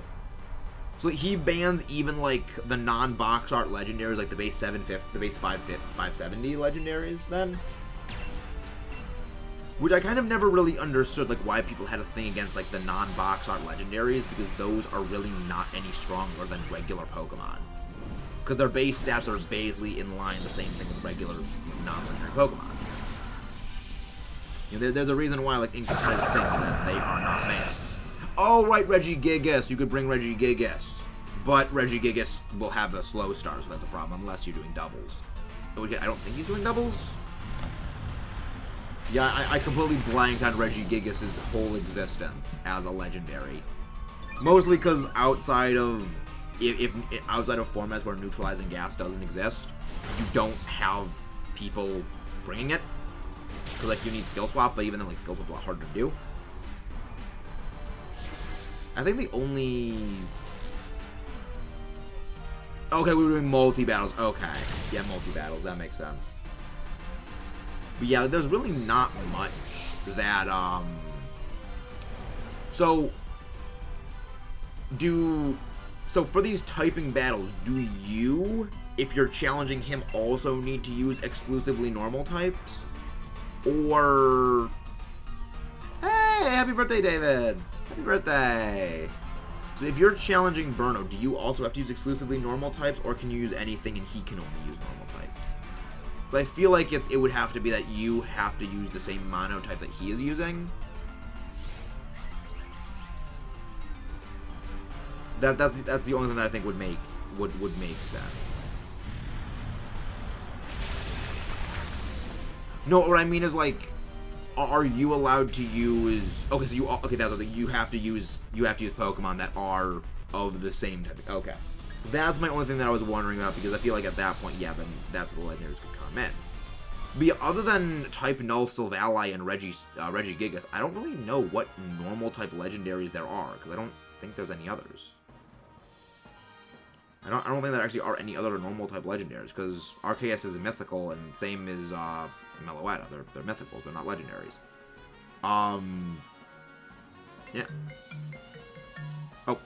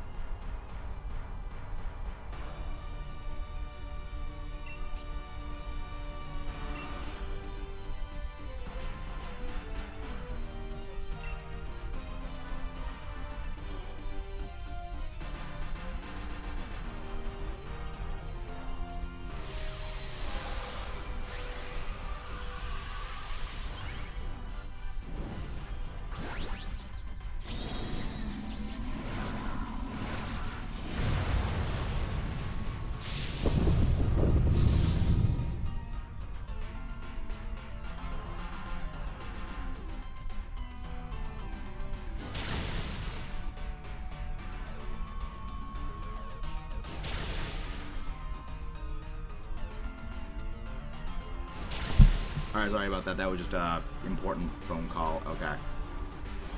That was just a little bit of a phone call right there. Okay, everything's good. Everything is good. Okay. Sorry about that. I'm on fire. Thank you, David. Thank you. You also, guys, again, don't forget to leave a like if you haven't done so already. Let's do this thing. Let's take this thing down. I feel like we got a good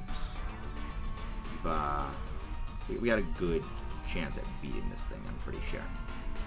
After grass, mono fire I think kind of presents like some of the similar problems that mono grass presents in like pure typing. Because like what you're gonna get is things like Heatran. You're gonna have like Heatran, which is immune to fire. Air balloon Heatran or something like that, I think is going to be probably popular. Then again, it is quite weak to fire. It is quite weak to ground. That also is a little bit of a problem for it. And there are a couple of fire to get ground moves, so there's also a thing for that. Though Volcanion is probably going to be the most busted thing in that entire format. So like if you bring something like Rotom Heat. Rotom Heat would be like really good, because then you can just laugh at, well, not really laugh at Volcanion, but you can just deal a good amount of damage to Volcanion.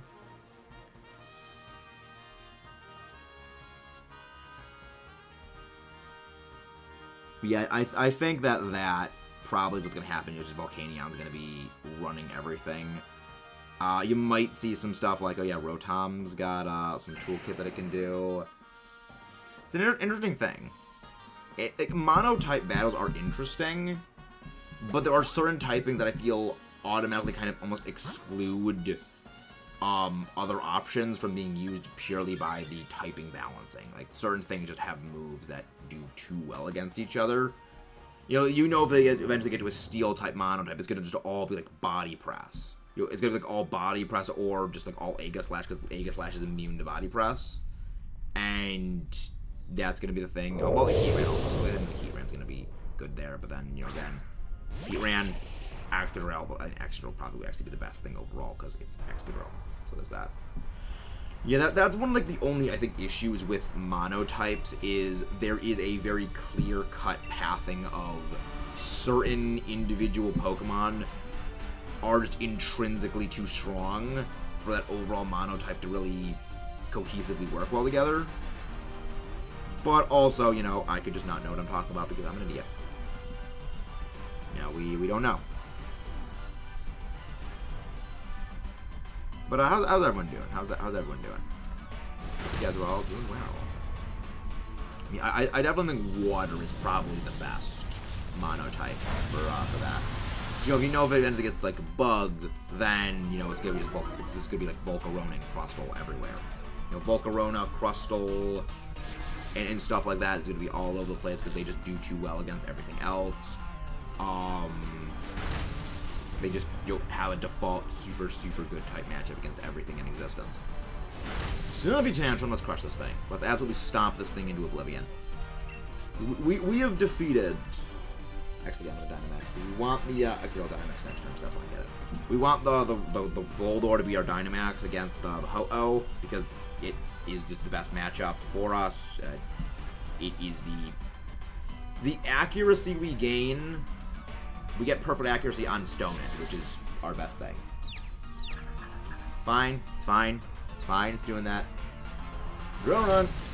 Good. Come on, please hit the thing with the grass move this turn, Tangela. Hit it with a grass move, please. Good. Stomping Tantrum makes the connect. Stomping Tantrum for the connect. I'm a Dynamaxing anyway, just to be safe, to hold the Dynamax for the Boldore. Glad you're energized. Glad you're energized, Benny. Glad you're energized.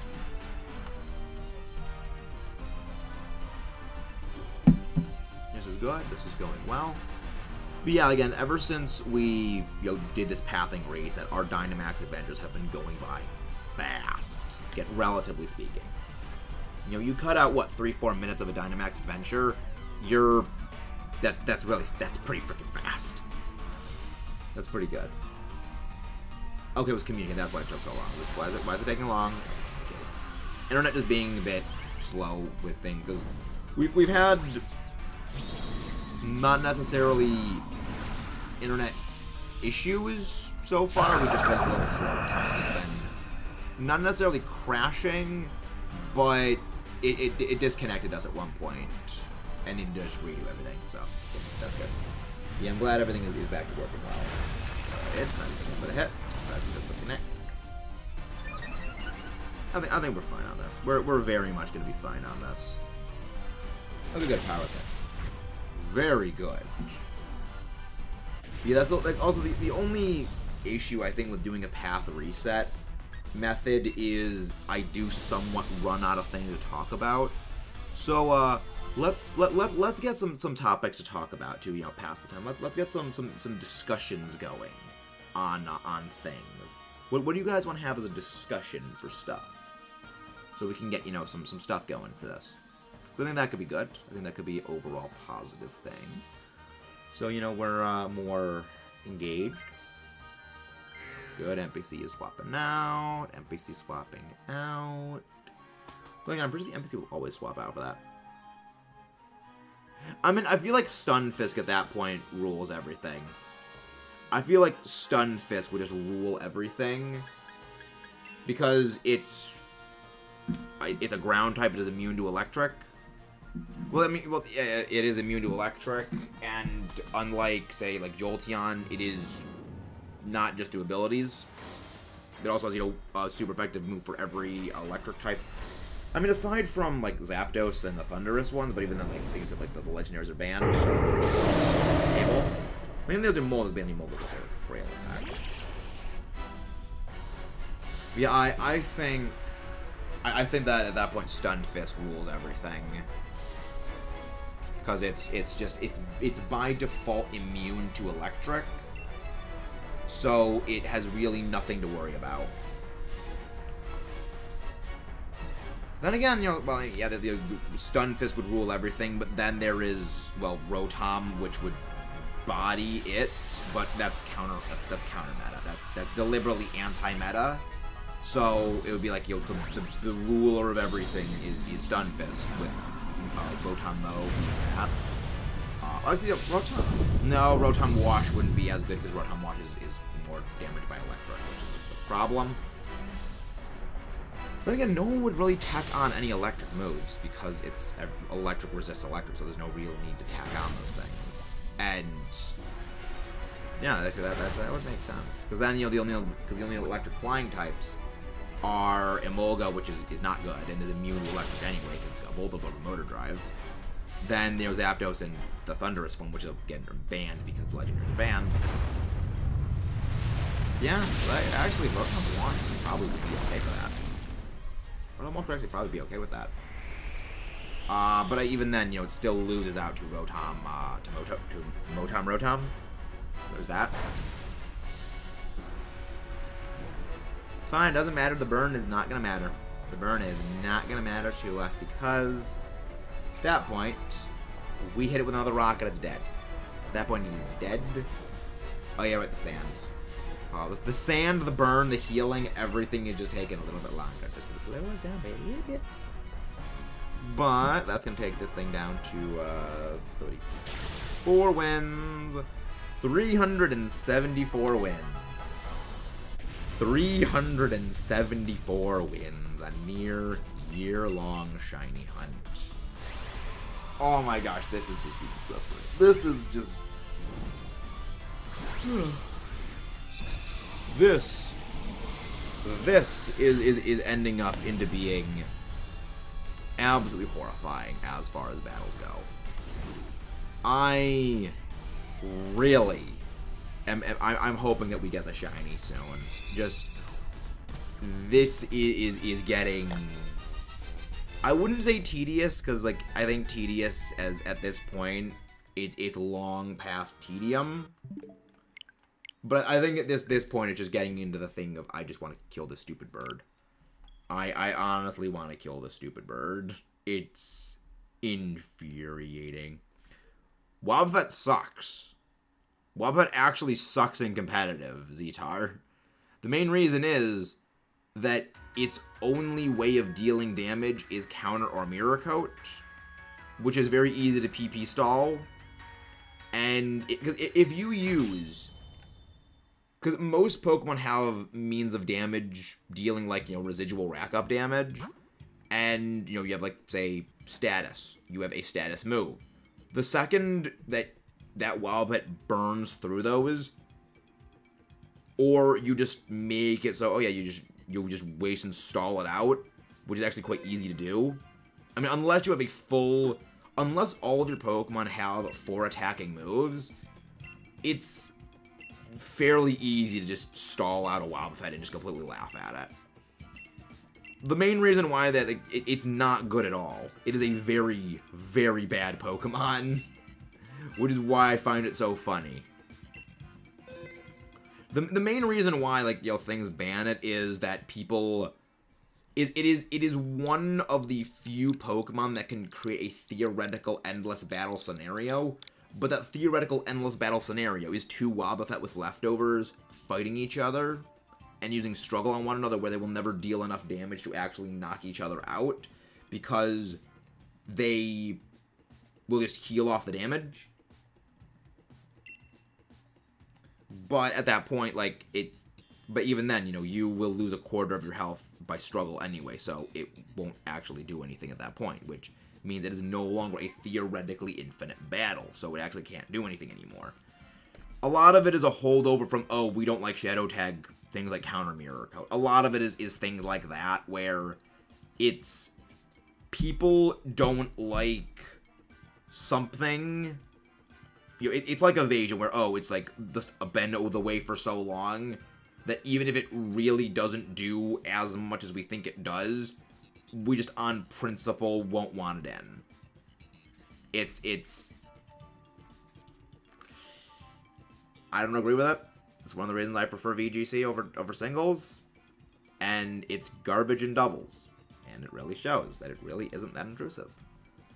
Which is one of the reasons why I laugh when, oh yeah, Shedinja's actually really, really good in doubles when the box art legendaries come in, because Shedinja laughs at like all the big legendaries. It laughs at the megas, it laughs at the restricteds.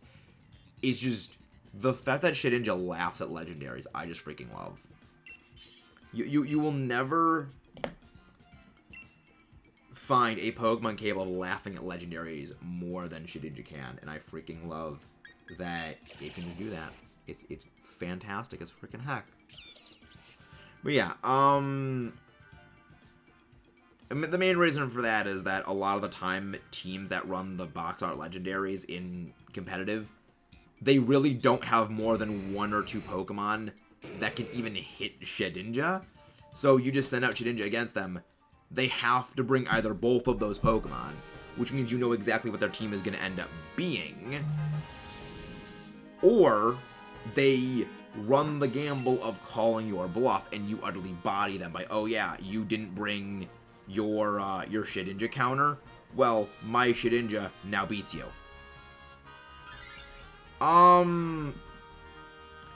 The thing, Zacian is in a weird place. I would say yes, to a degree, Zacian is overkill, but it also prevents Xerneas from being obnoxious again. And as bad as it is to say, I'm kind of okay with that. Because I really don't like I really don't like Xerneas. I really do not miss the days. I don't miss the days of Power Herb Xerneas setting up like that and then just Moonblast Dazzling Gleaming your face in. I really don't miss those because those days sucked. But at the same time, the fact that it can basically one-shot almost anything with its moves really cheeses me off. But again, it's you can't have both. Like, if you want Xerneas to be gone, well, you need some really obnoxious, really powerful steel type to be capable of killing it. And if you don't want Zacian, well, then Xerneas is just going to be obnoxious. And that's kind of like the whole arms race thing that competitive is that when you get to the box, that's one of the reasons why a lot of people don't like the box art restricted legendary formats, where you are dealing with, you know, things like that. People normally don't enjoy that because, again, they're kind of ridiculous with how powerful they are. Which is one of the reasons why I am completely okay with not playing when it comes to restricted formats. I just don't like dealing with them. But I do understand why people just, you know, because it is overkill. Like, the whole point of legendaries are to be ridiculously excessive and not balanced at all. That's the point of the box art legendaries being the box art legendaries.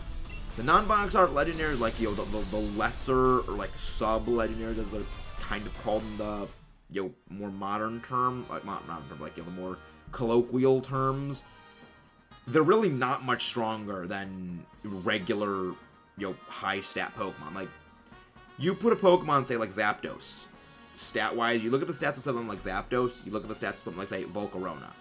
The stats are pretty much the same. You know, stat total, none of the distribution, but there are a lot of similarities in terms of the way the stats are and overall stat spread. And they're not really anywhere near as powerful as, you know, the box art legendaries, but they get loped in because, well, they're legendary, so that. Then again, there are some, you know, sub-legendaries that are a lot stronger than others. You know, a big one is Urshifu, because it auto-crits. Landorus, or as I like to call it, Blandorus, because it's a very bland Pokemon, but that's a lot because of Intimidate, and it's a very, very good pivot. And also because, you know, Sheer Force with the Incarnate form paired up with Life Orb has a very weird interaction that just makes it deal 70% more damage with absolutely no penalty, which makes it hit a lot harder and hits relatively on par with a lot of the box art restricted, despite the fact that otherwise it's a glass cannon that if you can basically hit it with a move, it's gone. And that's one of the other things that over time is kind of...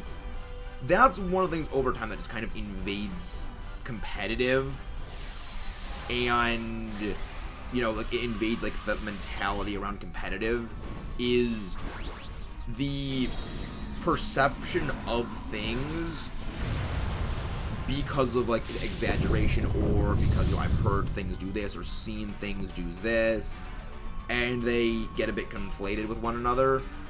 Even if it really isn't that case, they take it to be that. You know, people will... They will consider something to be as powerful as something else because, well, the same terms are being used, even if on a mechanical level they actually aren't at all really comparable in terms of power. And that's a bit of a problem when it comes, you know, when Pokemon is, certain things are seen as being significantly stronger, despite in reality really not being much more powerful than other stuff. You know, it's that's one of the problems that legendaries have. You know, that's a big issue that like legendaries have, is that the non-box art legendaries really aren't that powerful. You know, by and large, like Articuno is weak as crap. Moltres really is just a good special attacker. A good special attacker, but really outside of that, it's not much advantage over any of the other like special flying type like Togekiss. It's glassy, and there's really that. Zapdos is really good, but has a good typing. But really, outside of the good typing, it really doesn't have much else. It's a pivot, but again, not much else. Suicune, it's bulky, but it's stall and it's like set up combine. And that continues on the whole thing. And then they get lumped in comparatively with the legendaries, things like Dialga, Palkia, Zekrom, Reshiram, and they eventually get misconstrued. Oh well, the legends, they're all legendaries. All legendaries are insanely powerful. They're really not. Like, a lot of legendaries are pretty weak. A lot of legends are actually really, really weak. But a lot of it is because the terminologies are used very interchangeably. They are seen as being on relatively identical terms, even despite, because I remember talking to one of my friends and saying, yeah, what about the base 600 or less than base 600 legendaries? And one of them said, wait, there's legendaries with less than 600 base stat? They thought all legendaries, even ones like Moltres, Zapdos, and Articuno, had like 680 stats like Mewtwo, because the terminology is just so used that way. Favorite G-Max for me is Duraludon. Duraludon's G-Max is my favorite by far, and that's just because I love Duraludon.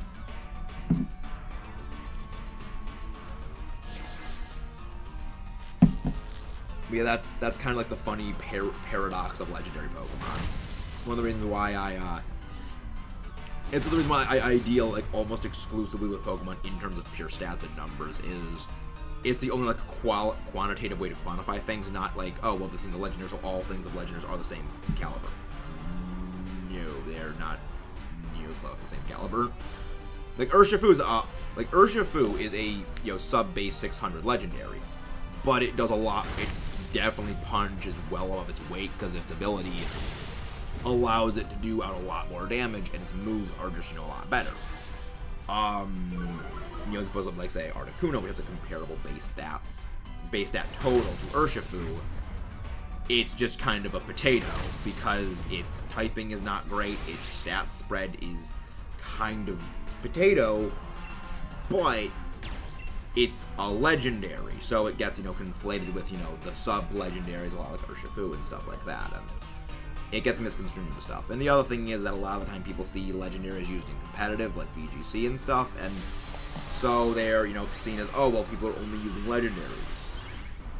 When, if you just took that Pokemon, put its stats on a different Pokemon, and gave that Pokemon the same typing, it would be the exact same thing. Like, if Cresselia wasn't a legendary, if Cresselia wasn't labeled a legendary, it would still be just as good as if it was labeled legendary. There would be nothing.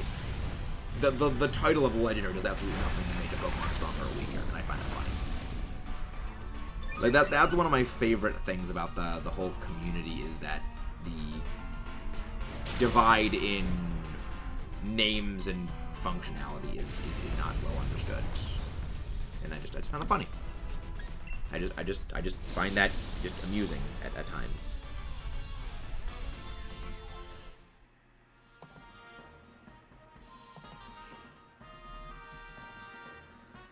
All right, this is going well. This is going well. But yeah, we're probably gonna go to about 380 Dynamax adventures today. That's gonna be the goal. Oh, we might even go longer than that. We might make. Yeah, we might not go longer than that. We might not go longer. But I think the other thing is that I would like to, not burn myself out for a later stream of Time, Darkness, and Sky. But actually, no. We'll go for a single long one today, and I'll work out the stuff for Time, Darkness, Sky later time. I'll work that out. So I'll just spend like the rest of the day recording and setting up stuff for later things, and then from there work on other stuff. So that's the thing. There we go. Stuff that isn't Mimikyu. Probably Giratina. Probably Giratina. Yeah, there's not a lot of ghost types for me that really kind of stand out. Giratina's the one, but Giratina's also again. I like Giratina because I just think it looks really cool. I just think it looks really cool.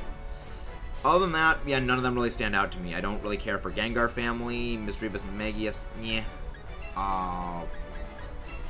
Yeah, those kind of F for me. Spirit Tomb, eh. Drifloon and Drifblim, they amuse me, but also, eh. Like Lunala, I like Lunala, but again, it's kind of same category as Giratina. It's awesome. Oh yeah, Decidueye is a ghost type. Yeah, Decidueye could potentially be alongside Giratina.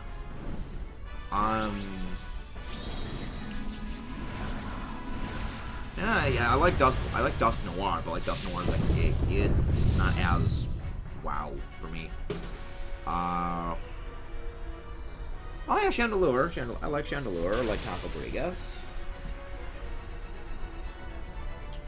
Pringle. Yeah, there's Pringle Face too. Yeah, there's a couple of ghost types. Oh crap. Oh crap! I got the Omni Boost. Oh, this is bad. Please poison. Yeah, that thing got the Omni Boost. Okay, this is not going. I mean, it was bound to happen at some point. The Omni Boost was bound to happen eventually. That had to have been a critical hit, or that is a really, really high one and has a Life Orb. That wasn't a crit. Okay, that was why Life Orb. That makes sense. Okay. It freaking had to get the frickin' Omni Boost. This venture, I'm gonna take care of okay. That's fine. I mean, again, we're still gonna be doing the path resetting anyway, so it hopefully will still work. We'll reset the path anyway, so even if in the end it doesn't end up, giving us the shiny here, we'll still be resetting the pathing, so when you come back, it'll be fine. I'm dead. Yep, I'm dead. I mean, we're still gonna beat this thing.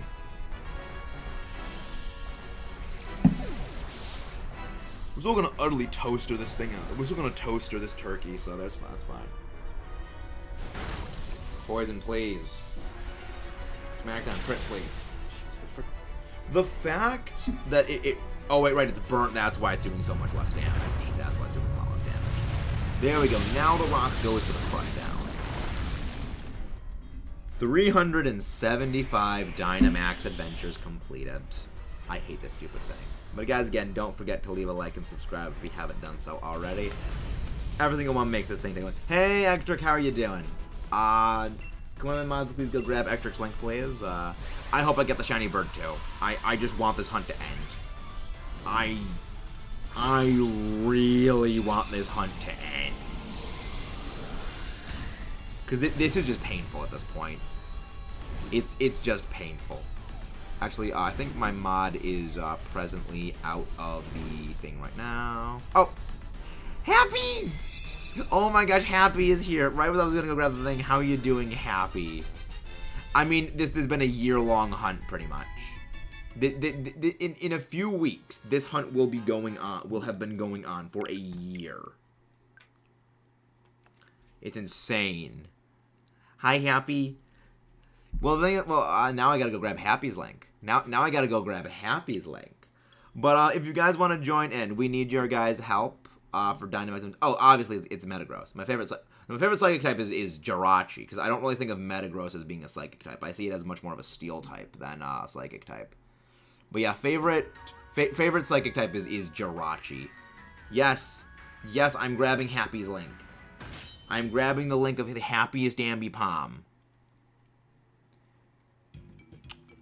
Oh yeah, we're almost at quad odds on this thing. We're at almost quad odds on this hunt. And I'm not looking forward to this. We're path resetting a very good rock type path right now, which is letting us go through these Dynamax adventures in a little over 15 minutes. So it is very much speeding up the process. But we need you guys. Yeah, but yeah, the thing is with triple odds with non-Dynamax adventures is a lot faster than, like, a Dynamax adventures is a lot slower than any of the other methods. Because it took us, like, 12 or something streams to hit odds initially. And, you know, it took us, like, 12 or so streams to hit odds. Then, when, the regular other hunt methods, we generally would hit odds in something like 4 or 5 streams just because of resetting. It's just a lot faster for number of encounters. So this is presently my longest hunt ever.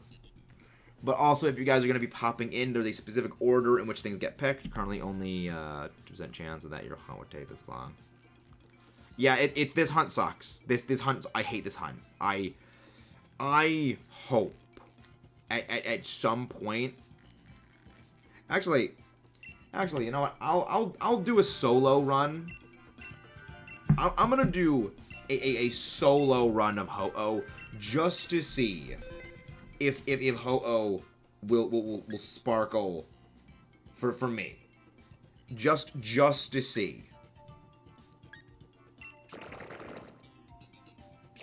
You know, I just want to see if that happens. I really want to see if that's the case. Because this is just being painful right now. This is just being really, really painful. And also, animations are turned off for this. The reason I turn animations off is it just speeds up the process for solo hunting. Mostly that's just like, I do sometimes just get a good pathing. The one thing I'm going to be doing off screen is when we eventually lose this good path, I'm going to be running other hunts. I'm going to be running just regular generic Dynamaxes just to try to get a good pathing again. And, you know, from there, getting, you know, a good rock type path again is with Dynamax Ore. So yeah, so we're just going to run a solo hunt on this one, see if we can, see if the stupid bird is a bit camera shy. But yeah, like Talonflame, I mean, I probably would never hunt Talonflame myself because I don't like Talonflame. But I mean, I'm glad that you got it at least. Meanwhile, this thing just hates me and it does not want to ever sparkle, and I hate it. And I want to freaking strangle this turkey. Thank you for the helping hand. Thank you for the helping hand.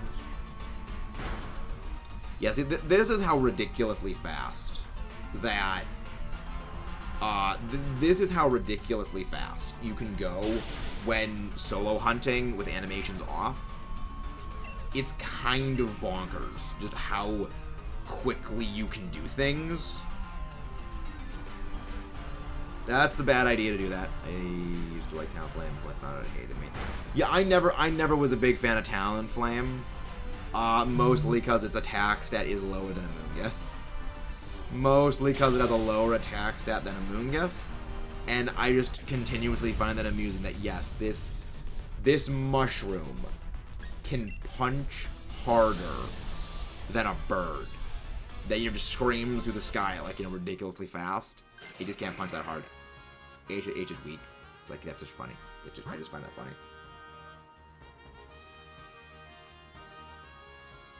I just really, really find that funny.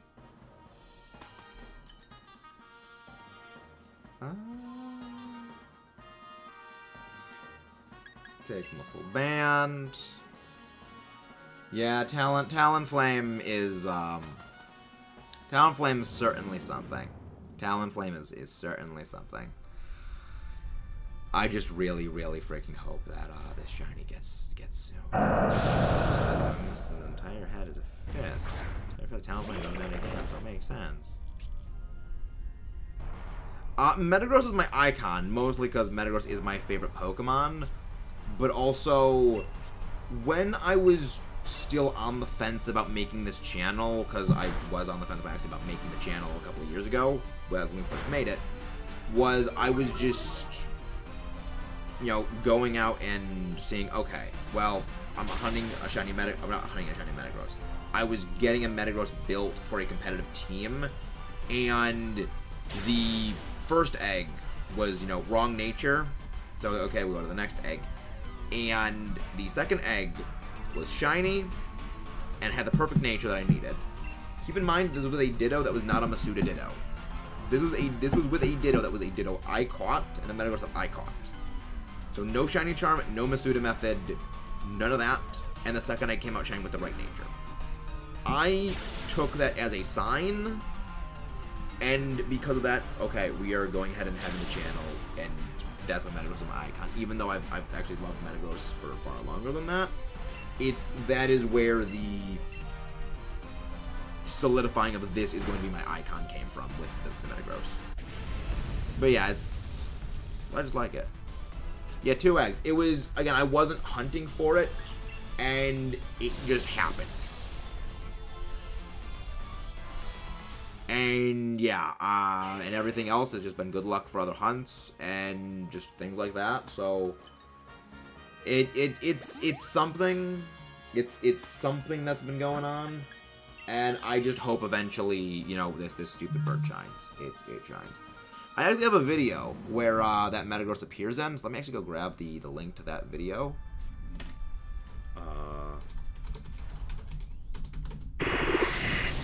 I'll have to go grab the link to the opening of that video, because that was one of my favorite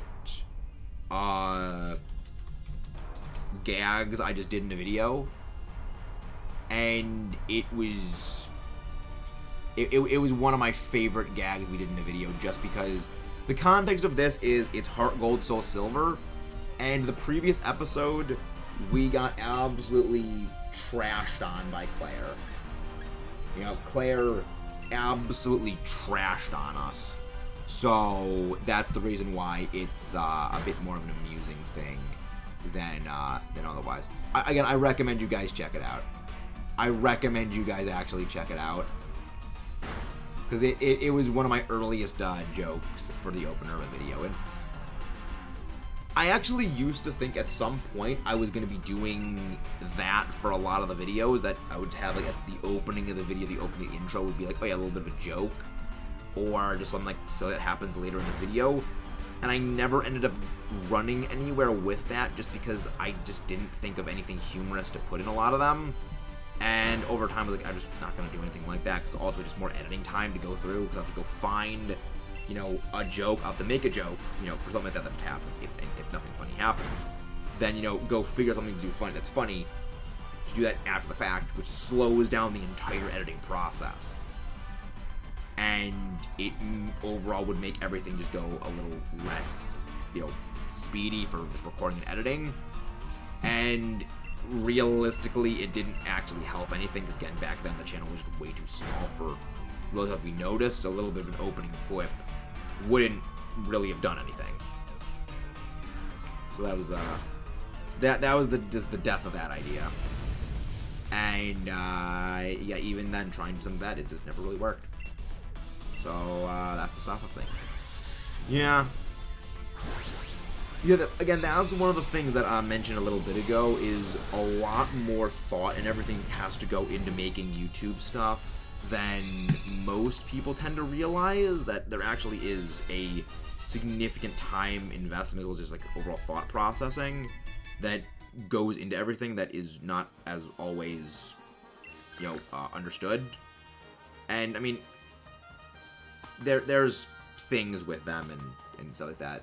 It's different for everyone. Every creator has, easier with certain things. Like, I know people who they can record, they can spend like 8 hours solid recording, and they're not even doing this. They people who stream all day. Like, they can do massive 10-hour streams and not get exhausted from that.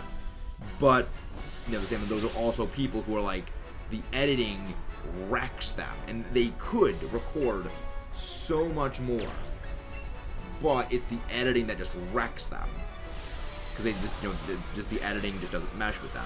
Whereas I'm kind of the opposite. I can record, I can't really record as long for these long stretches of time. You can't stream all day, but I can edit like bang, bang, bang, bang, just knock out editing like crazy. To a slight degree that I was thinking, well, maybe if I can't find a job for a while, just look for a little bit of side cash, I could, just start like editing videos for other creators who don't have the time to edit their own stuff. I was like thinking, that's a thing that I could do at some point. And still an idea that I am, of course, the second Omni boost it gets. That's a thought process that still hasn't, not really elaborating on that. But automated a decent amount of legwork. What is it? Yeah, like, that's one of the reasons why when you watch the videos that I put, like, for the Let's Plays and everything, I intentionally go very minimal amount of cutting, and I try to not have there be dead air. Specifically because doing that overall makes it a lot easier to edit, and also just when I'm keeping engaged, I am focusing more, I don't get tired as easily, and if there is stuff that needs to be cut out, I will definitely cut it out. But overall, it's more beneficial, I guess, in my opinion, to not have that be the case. I can get into a flow state where I can edit and look up, see that 5 hours without even realizing. Yeah, that's kind of what it is with me, though with me it's more of like, really, a double Omni boost. A freaking double, and that's probably a crit. Bro, that wasn't a crit, holy crap. Please hit muddy water. Good. Yeah, there's times I've done something very similar where I've had, I just edit like a freaking freight train right there, but I can do that in, a couple of minutes. I have, outside of the, I guess you'd call it like waiting time for the rendering to complete, I can edit like 9-10 videos in the span of like 30 minutes in total, because of the way that I have all my stuff specifically recorded, so as to be significantly easier and more effective for editing and post, to just make it boom, that's done. Because overall it doesn't really impact the overall quality of the video if I'm just keeping everything going and keeping it moving along like that. Overall, in the end, it still ends up being a product. And it's again, there's all kinds of things that go into the editing. That's one of the reasons why when it comes to starting the Pokemon series again and we start making the bio cards, a big worry I have is the bio cards are going to be a massive thing that we need to program and do. Because for those who don't know, who've never watched a lot of the older stuff, because I know a lot of, actually, I know that every single one of you guys, because I know that all of you guys actually were not here initially. You came here like long after that stuff, because you guys are from the channel, from the streams, and back when we do the Pokemon stuff, what we used to do them is we'd have like bio cards, basically graphics that display information about Pokemon ability, stats, egg group, and everything like that, and making those had to be made by hand, and those took a lot of time to make. But now we're going to be automating them with a program capable of doing that, and making that program and designing the template is, you know, a big time thing that I am slowly working on in the background. It's fine, Kayla. We actually were able to knock out a solo Dynamax adventure in the time you were gone, so that's actually perfectly fine. Nope. No shiny. No shiny. It doesn't exist. The bird doesn't exist. The bird doesn't freaking exist.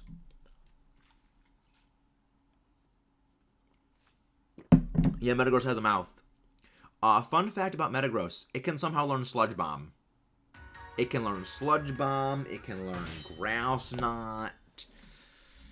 Doesn't make sense, but you know what it does? It does that. That's so cool. I was fascinated by people automating things, program. Well, here's the thing. I don't really know how to program. So we have someone who is going to be making the program for us. The thing is, I need to make the template so that way they can get the pic. So I need to make the template and get the pixel measurements from the template to hand over to them so they can go through and program the entire thing. Okay, we're programming the thing. You know, this box will be this far over, this wide, and all this stuff. So that's what it'll be. I don't think it can learn Energy Ball. I don't think it learns Energy Ball though. Yeah, that I'm not sure about. All right, let's go. Let's go back to Dynamaxing. I'll be back in a sec.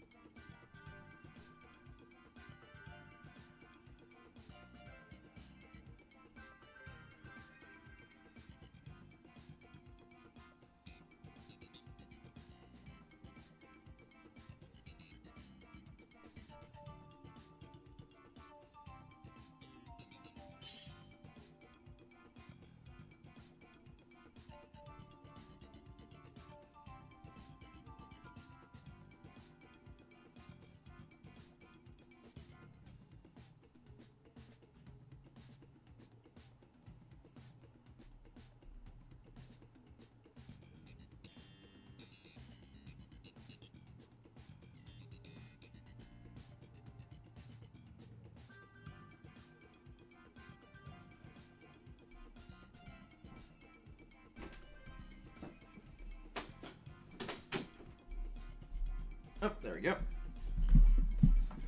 Can't learn Energy Ball. Yeah, I mean, again, level up, like, movesets in Pokemon make absolutely no sense. Movesets in Pokemon don't make any sense, and I don't think they're supposed to. I don't think that they're supposed to make sense. Again, I point to Spheal being capable of learning Earthquake, and yet Zekrom and, like, Entei can't, despite the fact that Entei deliberately causes, you know, volcanic eruptions, which often deal with creating earthquakes or are triggered by earthquakes. So, that makes no sense. Like, that's one of my favorite things about Pokemon, is how little things actually make sense when you really get down to brass tacks. Yeah, that's a thing. That's a thing that Pokemon just doesn't make sense.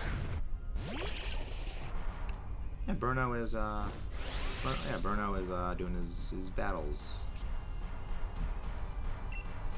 Let's go for that next kill. Let's go for kills. We gotta go for kills. I am glad that we are, you know, not completely getting trashed on by stuff right now. So there's that. That's good. That's good. But yeah, we're probably gonna go. We're gonna go for a while on this hunt. We're gonna. Thank you, Benny. Thank you, Benny. We need the good luck. We need the good luck. And also, again, guys, Don't forget to, you know, share this out to your friends so they know what we're doing here.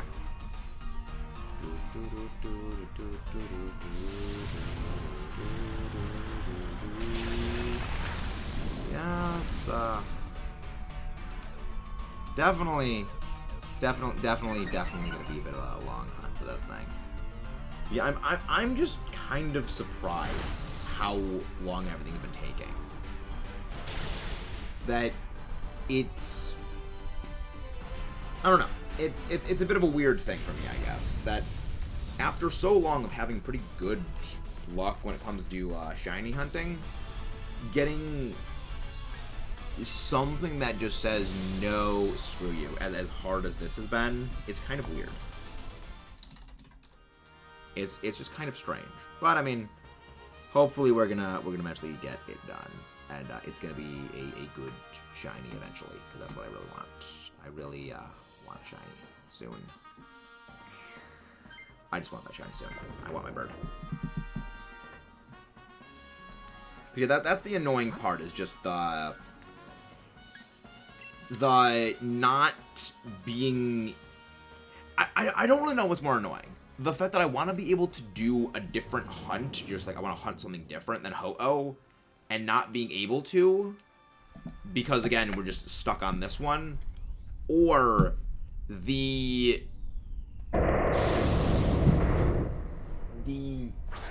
monotony, I guess, of Ho-Ohs just repeatedly over and over and over and over and over again.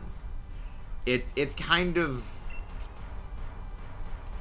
I don't know. It's a bit of a... It's a bit of a thing, you know, either way. It's something. But yeah. Yeah. It's a weird thing. It's a weird thing.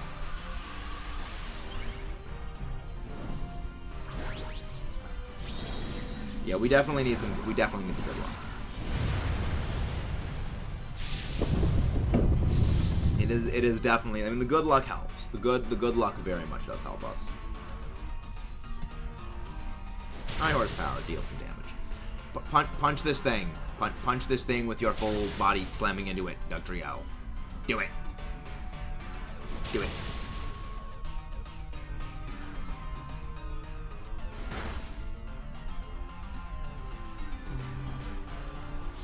There we go. It's getting better. Much better. It's getting better. We're definitely dealing some damage. This is going well.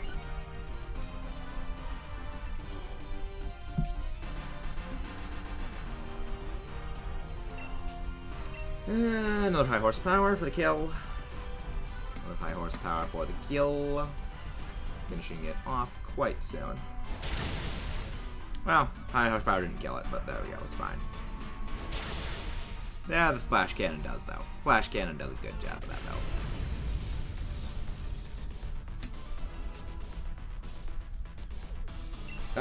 No, not catch. Don't catch. Yeah. We have, yeah, after we get Ho-Oh, we are going to be going over to doing,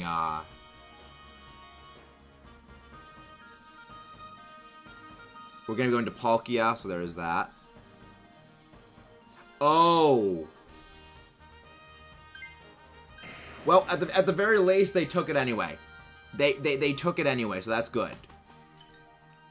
That's good. Okay. Well, if that's the case, then I'm going to be taking this just so that we force them to keep it. That's how stuff happens, unfortunately, sometimes. Fortunately, that's just how things go at times.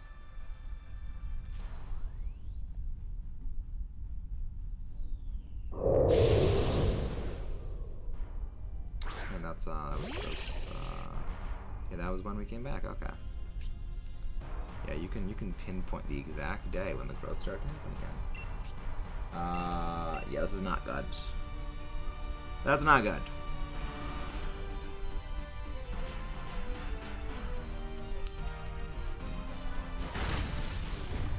Yeah, I guess.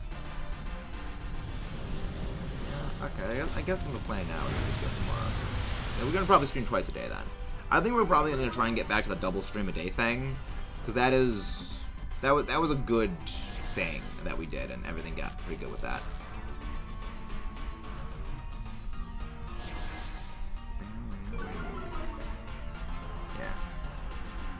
Let's stop tantrums. Let's stop tantrums. But yeah, we're probably we might do another one later tonight. Yeah, tomorrow I'll get everything recorded. I'll get everything recorded tomorrow, which is gonna be good. So yeah, I'll get a lot of stuff recorded tomorrow. Yeah, it's gonna be good. It's gonna be good. It's gonna work. It's gonna work well. It's gonna work very, very well. So that's a good plan. But yeah. If you guys haven't done so again, please don't forget to leave a like and subscribe for everything. Yeah, I'm gonna be taking the size of the toad just to make sure the NPCs don't take it. So that's good. But yeah, I've got a plan. I've got a plan for things. I got a plan. Things are going well though. Things are going very well.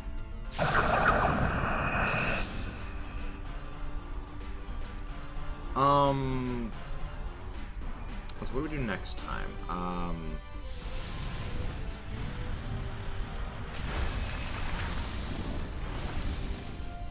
Yeah, tomorrow we're gonna be continuing the shiny race, most likely. Most likely we're gonna continue the shiny race with shiny for the Azumarill line, so that's gonna be a thing we're gonna be probably doing tomorrow. Might do a double shiny hunt then. I'm not double shiny hunt. Might do a double thing. So might do a what's it called? Mission to Explore the Sky tomorrow then. So that's gonna be fun. Other than that, yeah. But yeah, again, it's just a matter of figuring out what to do at what order, and I'm trying to work out a bit of a schedule for things to make things much more structured and everything like that. Everything like that, trying to figure out more. Yeah, I'm swapping out because I don't want them to. Well, they weren't gonna take it anyway, but fine. I'll just spam Screech. I'll just end up spamming Screech to the end of the world, so that way it's fine. Supplies, Violite, Focus Axe, Lum, White Herb, Shell Bell. Fine, I'll go with the Lumberry, just in case I get burnt. Fine. Well, at least the NPCs picked some decent items. But yeah, we're gonna go to 380 battles today, and then we're gonna end off. So that's gonna be good. We have 3 more DAs. Wait, 8, 9 DAs. So yeah, 3 more DAs, which is gonna be about an hour left. So about an hour left to stream. That's gonna be good. That's gonna be okay.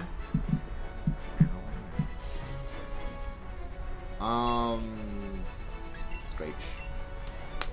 Please have me be faster than the Boldor and everything, so I can actually get out the Screech first and drop the defenses to one-shot this thing. Because I really, really hope we don't get another Ho-Oh getting the double Omni Boost again. I feel like Ho-Oh's gotten the double Omni Boost maybe 3 times the entire Dynamax hunts we've done. Because that's just very low odds of that happening. Okay, fine. Watch it flinch me. Okay, good, it didn't flinch me. And it avoided. And it dodged. Well, at least it's paralyzed now, so its speed's gonna be dropped. So that's actually helpful. Oh, right. Isabella's being a bot and doing stupid things, not actually using a good move. But Max Rock, okay, I do know that at least now I outspeed the Ho-Oh, so I outspeed the Bulbasaur, so that's good. That was probably a crit. That was not a crit. Okay, good. That's good. So that means that no matter what, Ho-Oh's probably going to go down next turn. So that's good. That's actually quite good for our hero. That's good for our hero. Oh yeah, right leftovers after Sandstorm damage, a little bit of chip. There we go. We'll go for the kill. We'll just go for the kill. Oh look, Quick Claw activating. Watch, gonna use Scary Face again. Oh good, actually use Smackdown. Actually not being a bot for once, NPC. Wow, double dodge at the thing. Double avoid. Frick off. Max Rock will not crush this bird. And that is another victory for our heroes. That is another victory for our heroes. Yeah, honestly, if I had 2 switches, this actually would be significantly faster. But yeah, I need to get Isle of Armor twice, so I'm not probably gonna do that. I need to buy the thing there. Hey Alexander, how you doing? Welcome in. Hope you're doing well. Hope you're doing very well, Alexander. I'm doing great. Hope you're doing good yourself. GG easy win. Another win to stack onto the pile.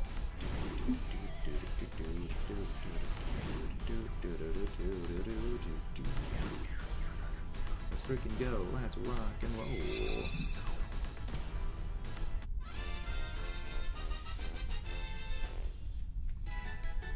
roll. Let's see if we actually get the shiny this time. Oh, look. It's not a shiny. It doesn't exist. I'm just slowly going crazy from all these Dynamax adventures. But other than that, I'm okay. Other than that, I'm doing okay. I'm plotting for what we're going to be doing later today if we are going to stream a second time, which I kind of want to do. 2 weeks of shiny hunting Lugia and Soul Silver are starting to get tiring.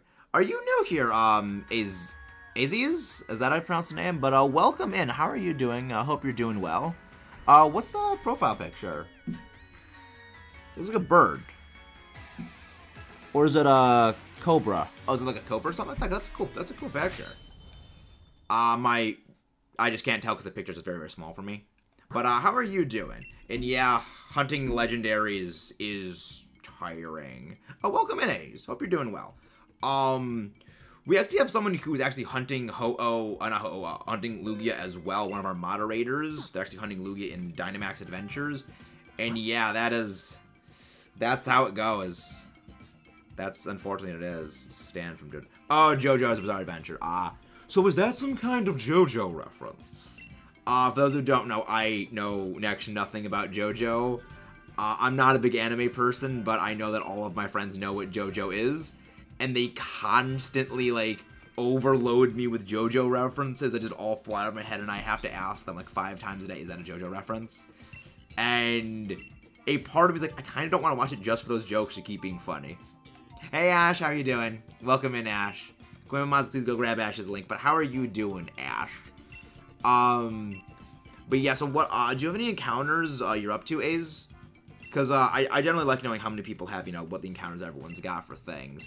But yeah, that's just how shiny hunting goes. Especially back in Heart Gold, Soul Silver, where it was 1 in 8,192 odds, which is just painful. Everything can be linked back to JoJo. The funny thing is, I've actually said that exact thing. So I actually said the exact same thing, but everything is just a JoJo reference, even if it is a loose JoJo reference. Like, oh yeah, it's a reference to this thing, which reference to this, which reference to this, which is a reference to JoJo. Even things that existed before JoJo were always JoJo references because JoJo is eternal and timeless. But welcome, and I hope you enjoy the stuff you see here, A's. Please don't forget to leave a like and subscribe for more of this nonsense to watch me suffer as I play these Dynamax Adventure things. And shiny hunting for a bird that does not exist. I lost count earlier, somewhere in the thousands. Oh, yikes. Power to you, good sir, for hunting in Heart Gold and for hunting in Soul Silver. I would never have the stomach to hunt in those games. Which is funny considering back in the Nuzlocke we did in Heart Gold last year, I got 2 shinies, just random encounters. You're both hunting for non-existent birds. It seems, yep, I understand that, Ace. I understand that very much. I wish you best of luck on your hunt. I wish you the best of luck on your hunt, though. Because I've been hunting this thing for almost a year at this point. We started this Dynamax Adventure hunt last November. I think November 13th is the exact day, because I remember seeing in the feed a while ago. And it is that I did actually get a shiny Totodile, my second copy, in about 2 hours. Nice! Good luck on that. That's a good one. I love Totodile. My favorite starter of Johto is Totodile, and I like the shiny. It's a nice green. Well, nice greenish blue. Love it. Anyone else gonna be popping in? We need we need a third person if possible. But yeah, I love Totodile. It's granted, I like Totodile the most of them because I like. Okay, here's the thing, Ash. Here's the reason I like Totodile the most is in Heart Gold, Soul Silver. The moves that Totodile learns are very good and very favorable for what its stats are. Cyndaquil does not learn very good moves for what its stats are, because its best move is like Flame Wheel for most of the game, and it is not a physical attacker. It is a special attacker.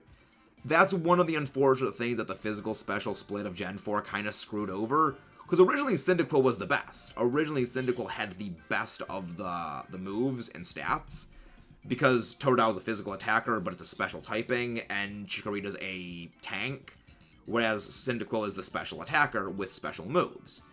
And with the changeover to Flame Wheel being physical kind of unintentionally did bad things for Cyndaquil, and made Totodile have a bit more of an edge. Granted, Totodile also just has like great moves that it learns by level up. You know, it learns Ice Fang, Crunch, Superpower, and also, you know, Waterfall now is an HM that is actually really good on it, so there's that too. We are all big fans of Kayla. We all are big fans of Kayla. Okay. We're gonna need a third person to pop into this thing. Zetar probably had to head out, unfortunately, but we're gonna need a third person. Doesn't Feraligatr have access to elemental punches?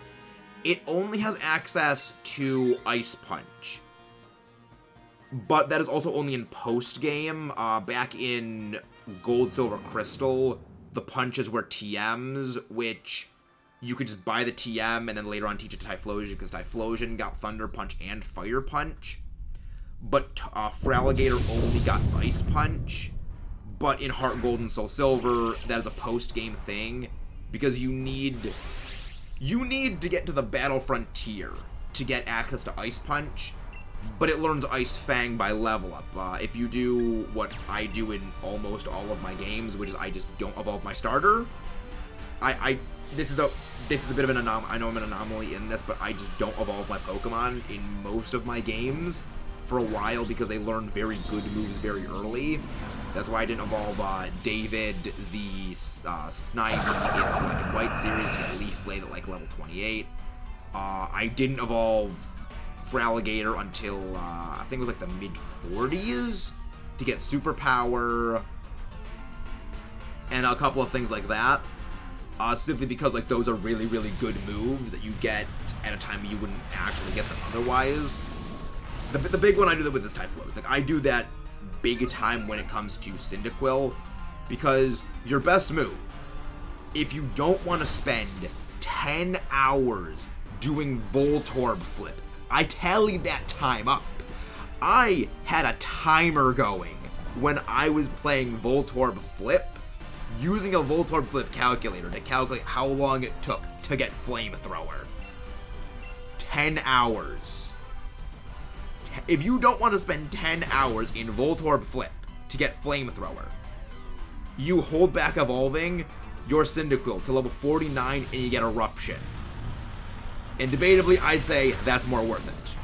Because yeah, it doesn't learn Flamethrower by level up, which is really, really weird. Like I think if it does, it learns it like at ridiculously late, at which point it's impractical to get. Actually, let me check that. Does it actually learn it? Let's check Diamond Pearl Pokedex. Bulbapedia, not the Bulbapedia. Cerebi, don't fail me now. Cyndaquil. Does it learn Flamethrower? Yeah, okay, yes, Flamethrower. Flamethrower, 37. It does learn it at 37. Okay. But yeah, at that point, it's like, that's ridiculous. Okay, Lava Plume, right, I guess Lava Plume, right. But yeah, like, Feraligatr gets Ice Punch, and Ice Punch is only a little bit of an improvement. Ice Punch is only a slight improvement. Ember has access to Grass Knot and Scald for some reason. It does have access to those moves, and I freaking love that it has access to them. The access to Scald, I think, makes sense in that it's based part, like, the main inspiration for Emboar is the Demon Pig Pigsy from the story Journey to the West, which, fun fact for those who don't know, the main character, I guess you could say, of Journey to the West, the Demon Monkey Sun Wukong, is the inspiration for not only Infernape, but Goku from Dragon Ball. I agree, Emboar should have been Fire Ground. I agree with that. But making it fighting, I think, is meant to be in line with, like, it's, you know, it's basically the Demon Pig Pigsy, which, again, well, based on the same thing as the Journey to the West, so, like, there, it makes sense. I think it's meant to be, like, firefighting, to, like, connect with, it has some relation to Infernape, which is itself a firefighting type, because they both come from inspiration from Journey to the West. And further fun fact about characters inspired by things that Emboar is inspired by. Both Ganon's pig demon form and Bowser from Mario, of all things, also draw inspiration from Pigsy the Demon Pig from Journey to the West. Which is like, there's a link between Legend of Zelda, Mario, Pokemon, and Dragon Ball. Like, all that just, like, links together in some complicated web of references to things. And I freaking, like, oh. That's just kind of silly that things like that actually are the case with things. I love it. I'll probably be taking this. I did notice the new look, Kayla. I did notice the new look. I love it. But yeah, we definitely need 3 people. We need 3 people at minimum for these Dynamax battles. But yeah, it's like, I do like the... That's one of my favorite things about Pokemon, is that when you look at all the little things that inspire everything, there's all sorts of very, like, little clever things that go into all the little designs that you never really notice until, you know, on a first glance. Because, well, they're, like, these very obscure, weird things. Well, why would you have to know them? Oh, well, that's actually a reference to this thing, which this other character also inspired us. So a link between them. A link between worlds. Another Legend of Zelda reference. For those who don't know, we're playing Legend of Zelda: A Link to the Past right now, blind for the channel. We're doing Legend of Zelda games blind because I've actually never played them. I've only played 2 of them prior to starting the channel, which was Breath of the Wild and Skyward Sword. And yeah, I've been enjoying playing them blind for the series. Really? Of course I'd swap out for there. Well, I guess we know that for future, if we don't have 3 people, that they will take that. So then we can just let the ride on go to them. So that's good. Ocarina of Time and Twilight Princess. Yeah, like, I've heard very good things about Twilight Princess. I've heard that, like, I've heard mixed things about, like, the things about it I've heard, like, it's very good, but also it falls into that, like, gray area of, like, the gray time of gaming where everything had to be super, super dark and gritty. And, like, everything had to be super dark, super gritty, and it's a even more upscaled version of Ocarina of Time's world. That's basically Ocarina of Time, but bigger. The way that one of my friends described it was the safest game Nintendo could make following Ocarina. Because, like, you realistically can't top Ocarina, at least back then with the things that they had. And it would have been hard to, like, compete with it by doing something that's different. They had to make it just even bigger. That would very much help. The game itself is dark, not a lot of lighting, but honestly, it's such a good game. The lore's good. Like, I'm a lore person. I love lore. For those who don't know, periodically, like, I mean, there's entire channels of just lore dumps that I listen to just in my spare time. I adore lore. It is one of my main reasons I actually like a lot of games, is purely because I find the lore so fascinating. The biggest example of this being Call of Duty Zombies, of all things, which you wouldn't expect a Call of Duty game to have a very well-developed system of lore, but it actually does. But I mean, if you're gonna, like, have, like, a whole, like, lore thing for Legend of Zelda, Legend of Zelda is a game series where there is so much lore, but it's spread across multiple timelines. It kind of hurts my brain to conceptually just wait. So this game's lore follows this game, which follows this game because this happened at this point. But it's completely disconnected from all these games. They all have their own, like, super complicated lore trees. And, like, that's one of the reasons I love The Legend of Zelda so much. Is that it has so much lore. I can get sucked into it and just watch it for hours. But at the same time, my big worry is that... I think you've sent this before to me, the masterclass and subtext things. Yeah, you've shown me this before, Ash. I love that video. It's absolutely amazing. You've sent me that before, and I love that video. It's fantastic. Yeah, like, I love lore. I enjoy just listening to lore things on series because I just find it quite fascinating. The overarching things that series have. It's for one of the reasons I actually really like the Marvel movies, that they have like a lot of lore and background connections between everything.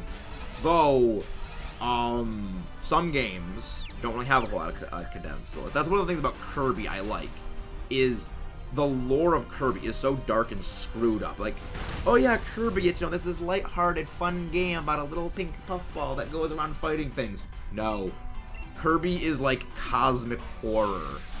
Like, Kirby, the Kirby lore makes like the H.P. Lovecraft mythos look like lighthearted cotton puffs, and I freaking love it. It's terrifying. I've seen things about the Mario games, like the Paper Mario games. I've also never played a Mario game. That's going to be another thing we're going to be playing on the channel at some point blind. Is that so? Don't forget to subscribe and tune in for when we get into that. I've never played a Mario game. We're probably going to be starting with Super Mario Odyssey. Actually, now that I think about it, that would be a good game to slot in for one of our next games after I finish Dread or Forgotten Lands. Actually, Mario Odyssey.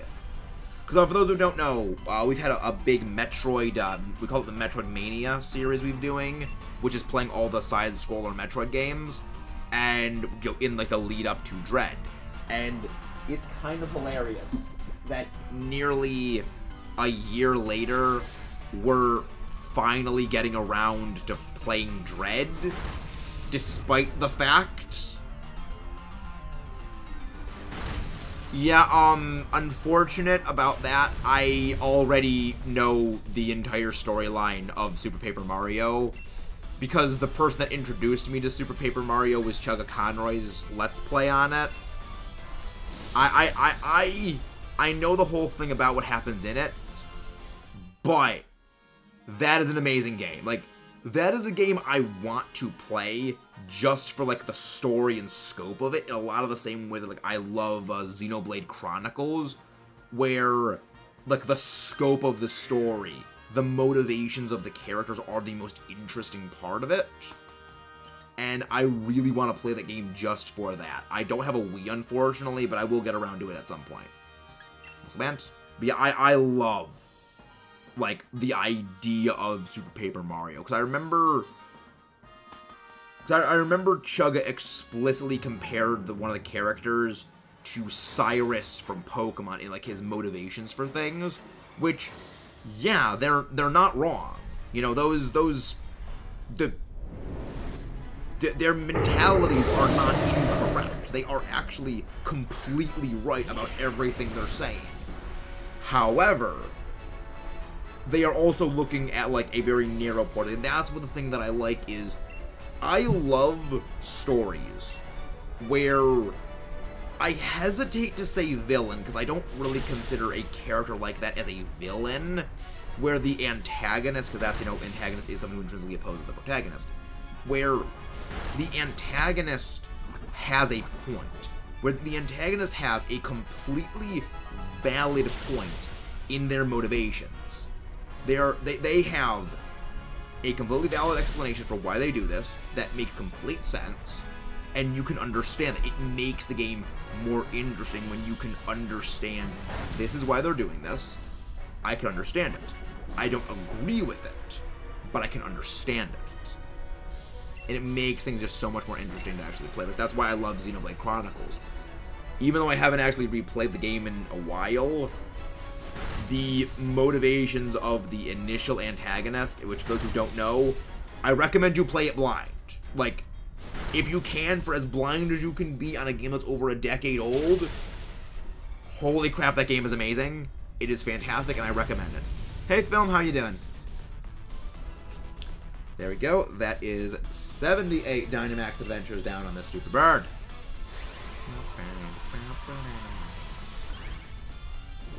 Oh yeah, the cart pull. Kayla just went for the throat on that cart pull right there. Like, Kayla knows no mercy. Kayla knows no mercy. How you doing, Film? How you doing? Hope you're doing well.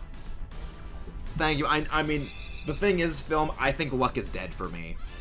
I think that my luck is completely dead just based on the counter. Like, that there is no luck. There is no luck in bossing Say. Oh, I hate this thing. Like, I love Ho-Oh.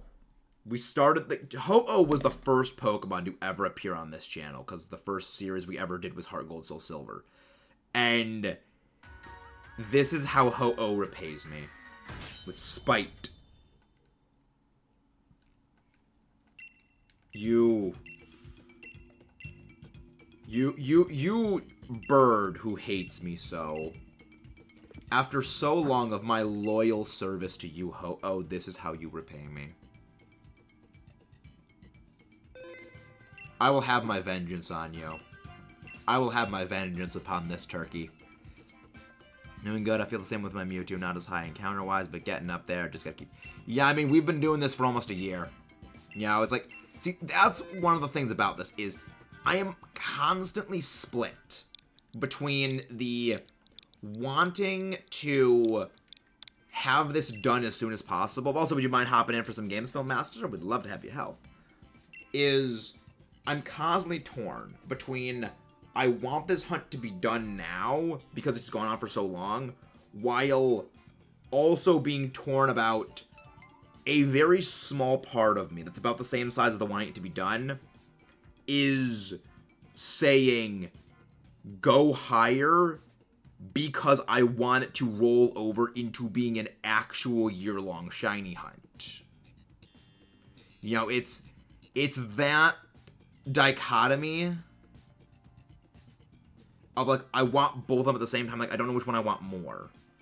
And because, like, it's I think it's just more amusing to think about. You know, yeah, this was an overodds hunt that went over a year long. That's why I'm thinking if it gets, like, within a week of that's why I'm thinking if it gets, like, November 7th, okay, we're not doing any Ho-Oh Dynamax Adventures until it rolls over, until it's been a year, so then we do it. But, hey, Sid, how you doing? Welcome in, Sid. But until then, we're gonna keep going aggressive on Ho-Oh to get this thing done. But then we're gonna pause for a little bit, let the year roll over, then we do continue the year long. But yeah, I just really, really hope that we get this this bird soon. Like, again, I want the bird, but I also want the thing to roll over to years. Like, it's what do I go for? What do I go for? But how you doing, Sid? Hope you're doing well.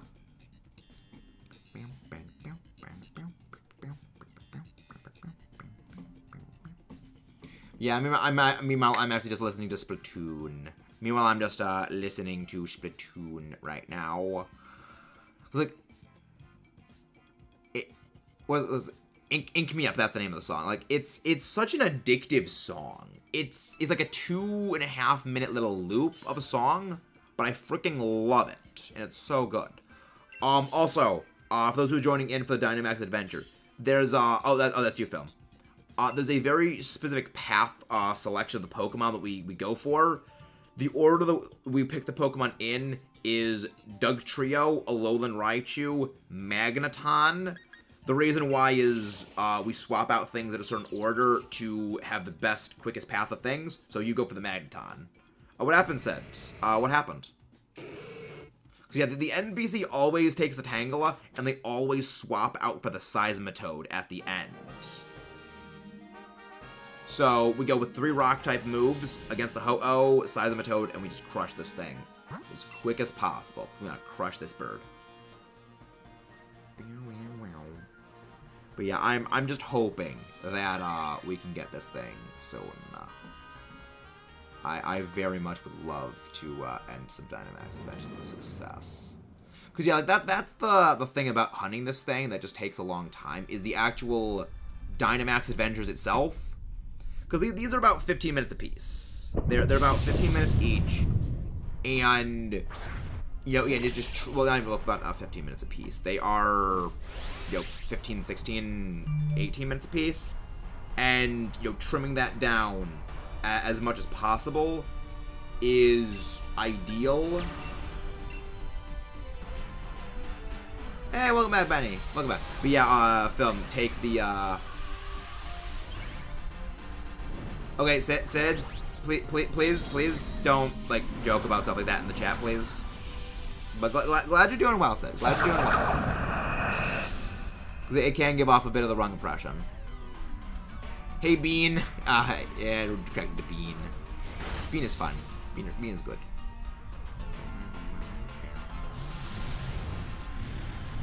But yeah, I'm looking forward to hopefully getting a shiny. I'm looking forward to get a shiny soon.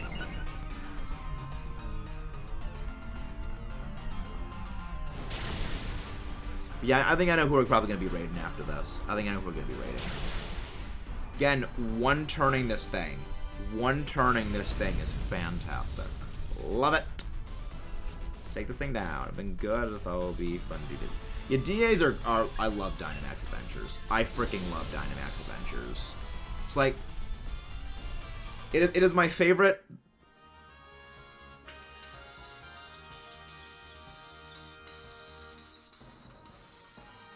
Yeah, I enjoy Dynamax Adventures because I'm a big battle person. I like to play a lot of competitive battling. It's just that when they take too long, it's getting a little annoying. But yeah, this is going well. It's going well. Okay, good. Swap out.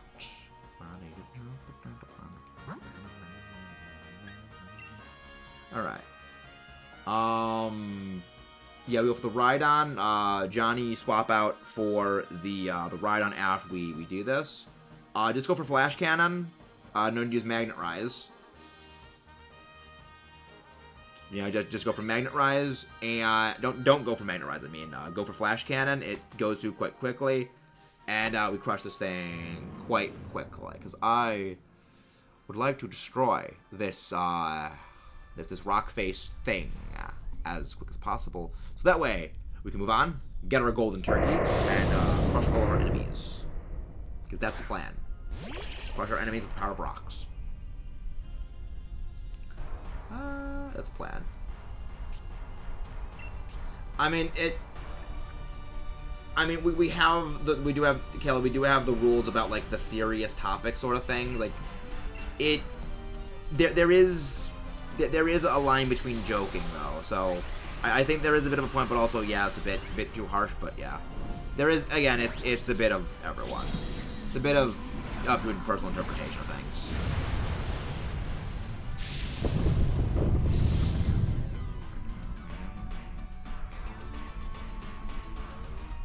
Okay.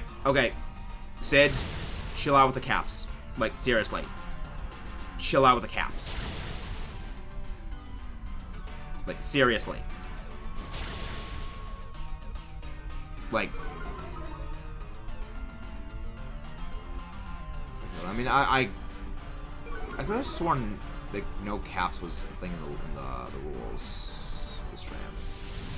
I guess I may not have had that in there. But yeah, like please do not like do caps lock. It yeah, okay. Please refrain from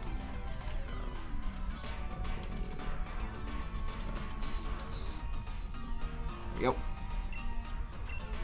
We'll close them with high horsepower. Let's go. That should be good now. There we go. No, I understand, Film. I understand. And I do thank you for stepping in on that. I do thank you. But yeah, it's like there are like we tend to be a little more casual with the rules, but there are some things like I will drop the hammer on certain things, like caps. I drop the hammer on caps. Like generally, like 2 or 3 messages in caps, I'm a bit okay with. For certain things, like getting a shiny, like exclaim, I got a shiny, that's okay, that makes sense. Or raid coming in, somebody capsing all raid, for like one of the viewers saying, oh, there's a raid here, you get the attention because the large white text captures your attention a little more. But that's one of the reasons why like we don't have the caps. That's when we had the rule against the caps thing, is that the caps draws a lot more of attention, and generally we like to use caps like in very, very important things. That may have been an autocorrect on the Michaela thing though, because I have had times where I have had my autocorrect correct your name to MC Kayla. It could just be autocorrect, because, or as we like to call it here, auto wrong, because it is wrong. Yeah, auto wrong is one of my favorite and least favorite things in the world. It is a blight. Wait, hey Nafy, how you doing? How's Nafy doing? Welcome in, Nafy. It's been a while. How you been? How's Nafy? Hopefully Nafy will bring the shiny luck for the fight. Slowly losing my mind, as you can tell from the shiny Ho-Oh not shiny encounter. Almost 400 Dynamax adventures and not a single shiny bird in sight. Slowly making me, well, the thing is, it's auto wrong or auto incorrect. I used to call it auto incorrect, and then one of my friends said, oh, auto wrong. I'm like, that's a lot more short and condensed than auto incorrect, and I like that more. I like auto wrong more as a name. It's so much better. Because like it's auto wrong. It automatically wrong words. It is the perfect name for it. Me bring luck, my luck vanished. It's taken me. I mean, this is the worst hunt we've ever had. Yeah, auto wrong is what I go by now for it, because it's auto wrong. It automatically wrongs. Yeah, auto wrong, I agree. Auto wrong rolls off the tongue better. Auto incorrect is just a bit cumbersome and long to say. But yeah, auto wrong. Yes, we give love to Kayla. Kayla is greatness. Oh no, it's fine, Ace.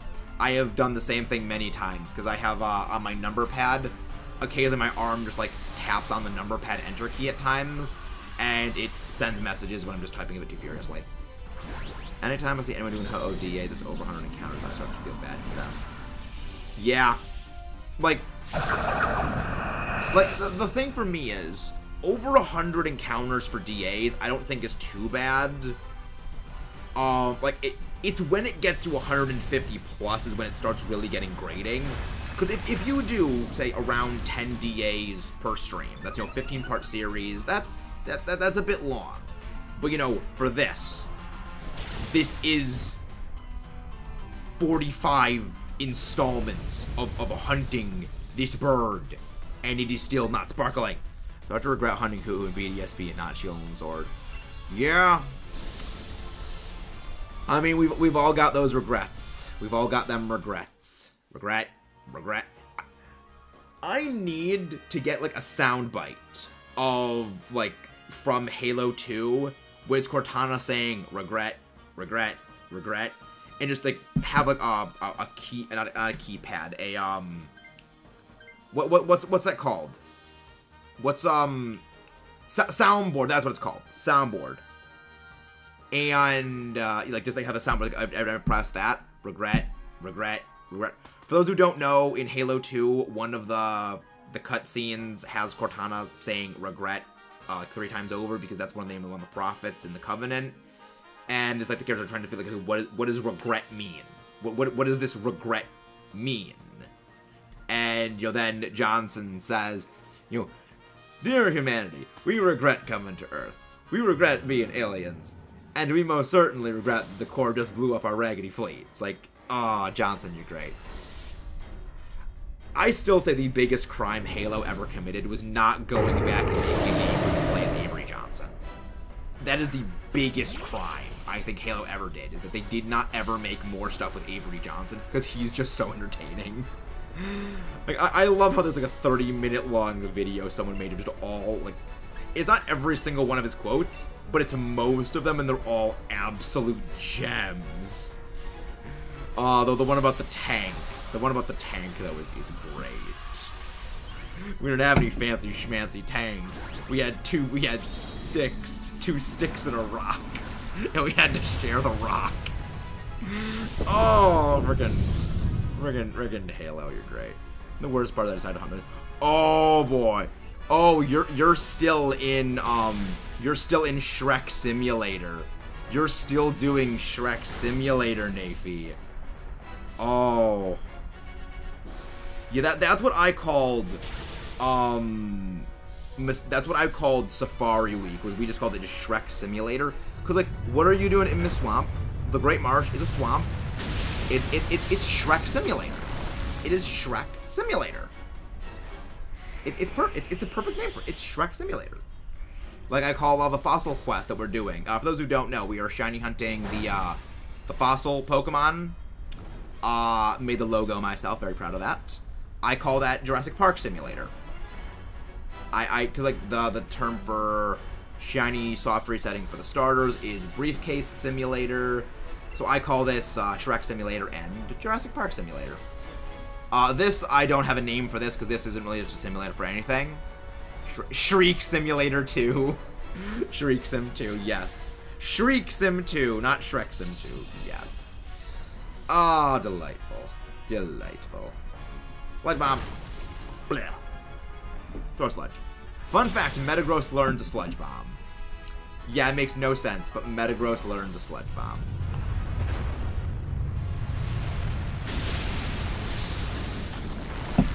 Auto wrong. Try to relax your anus.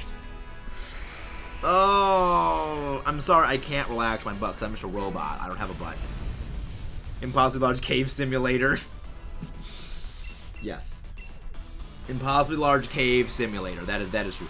Kaiju Fight Simulator. Kaiju Fight Simulator. Oh, that's fun. I mean, it is Kaiju Fight Simulator. Kaiju Fight Simulator. Godzilla Simulator. You know that we're calling it God. We're gonna call Dynamax Adventures Godzilla Simulator. That is the perfect name. Endless Godzilla Simulator. Yeah, we're calling it. It's Godzilla Simulator. It's called Godzilla Simulator. These things are like the size of Godzilla. These things are kaiju sized. Those who don't know, I love Godzilla.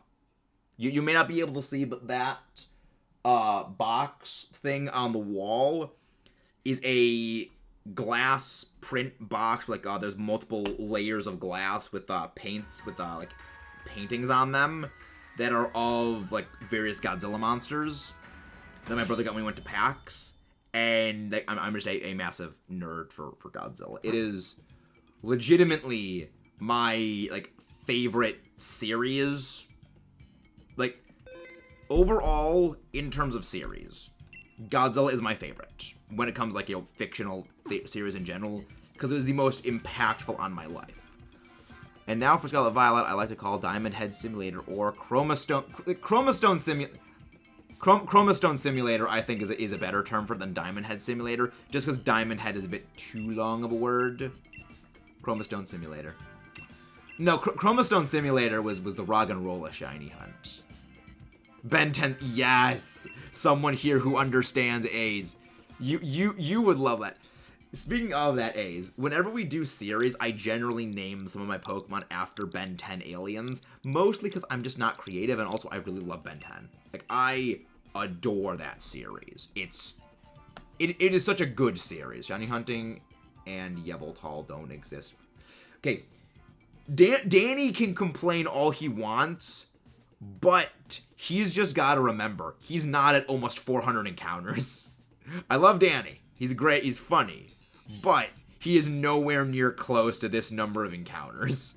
Plus, Yveltal's far easier to actually beat than Ho-Oh is. Because that has just more weaknesses and doesn't, you know, change the weather and screw you over. Can't do any more DAs. Sorry. It's alright. It's alright, film. Thank you very much for popping in. Thank you very much for popping in. But yeah, this is probably going to be our final Dynamax adventure of the day. Depending on things that go on, we might be doing another stream later tonight, possibly of Pokemon Mystery Dungeon, depending on how my recording schedule works out. But yeah, it's gonna be fun. Tomorrow's gonna be a double event for streams and everything like that. So that's gonna be fun. Might do a bit of Salmon Run.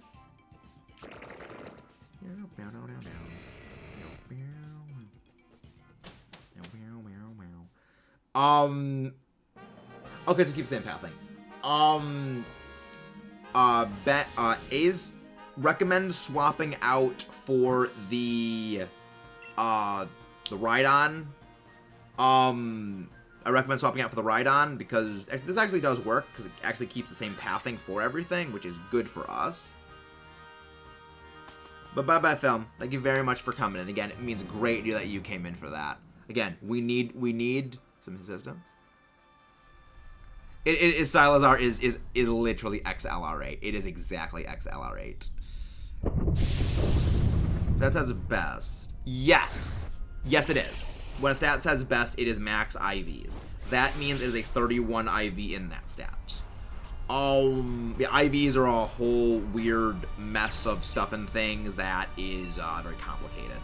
And I could sit here and explain IVs for probably an hour because I spend a lot of time doing competitive stuff. Because for those who don't know, I'm a big competitive game head. I'm a big competitive Pokemon player head, and I freaking love it. But also, yeah, it's a bit nerdy at times. But yeah, basically, IVs are a stat determined on acquisition of a Pokemon, be it eggs or catching. And they cannot be changed except by bottle caps. There is a way of actually getting the stats increased to what the perfect IV value is, and that is just use bottle caps. Though there are reasons to not have perfect IVs in certain stats. Main reason for this is you want to use Trick Room or have a very specific minimum defensive strategy, which there are strategies involving that people have. One of my favorites that people did. This is going to sound really stupid, but it actually works a lot better than you think, is minimum defense, so like minus defense nature, 0 defense IV, 0 special defense IV, a Selgor with thick fat nut. Oh, it is good. Thick fat Mamoswine is good. Thick fat Mamoswine is very good. But like you want like 0 IVs, like if you're doing Trick Room, which you want 0 speed for Trick Room, or you do what my friend did with a Selgor, which was they did a guard split, which guard split's a bit of a very niche, very strange, a very strange move, where it will, you know, as it says, splits your defense with the target. So your defense is added to their defense. That total value is divided by 2, and you both receive, you know, half of that total value. So you receive so you and your defenses average together. And something that people do with that what my friend did was he used that to kneecap things like Toxapex, and kneecap Ferrothorn, because a Selgor actually has a lot more health than they do. And it's so much health to the point that even though its defenses are, you know, not nearly as high as those Pokemon, it actually has a very good amount of bulk that it can actually take hits quite well. And then against things like, you know, Giga Drain, and it can actually, like, laugh at those Pokemon now. Because at this point, well, I've crippled your defense. You don't have that high of a natural base HP relative to me. And I can just hammer you with good moves now. And I love it. Also, it's shiny. Promoting messages throughout the game. Oh, that's actually pretty cool. Like, shiny Paloswine. I love, like, the gold Piloswine look. It's so great. I love, like, the colors that shiny Piloswine has. It's like a blonde version of Piloswine. It's great. But yeah, Mamoswine is... Mamoswine is probably not one of my favorite Pokemon, but it's one that I really, really like. Like, I would say it's within the top 30 favorite Pokemon I have. I freaking love it. It's like Mamoswine falls into that category of Pokemon that I know they aren't super, super great. But it is a very, very good Pokemon. A lot of the people use Oblivious on it with to laugh at Intimidate, and it utterly just trashes Landorus. It trashes Landorus in the next year because it's Ice type, Ice Shard, immunity to Intimidate with Oblivious, and it just laughs at one Landorus that way. Plus, you know, Icicle Crash is vicious with just hitting things that are weak to ice, because a lot of Pokemon are weak to ice. And then it's got Earthquake, which, you know, Earthquake is a great move. Oh my... Oh, that's... I didn't think that my song I was listening to, which was one of the songs from Splatoon, was going to end. And then right as it ends, I just hear the host of Sabaton History just start talking. Like, wait, why am I hearing Indie in Yokum? Oh, because it rolled over to autoplay. For some reason, Sabaton History Ghost Division? Makes no sense. Like, why did it go from Splatoon to Sabaton? I mean, makes sense. Not really. Love the hunting. Thank you very much, Film. Have a wonderful day, and thank you for everything. I'm dead, so that's not fun.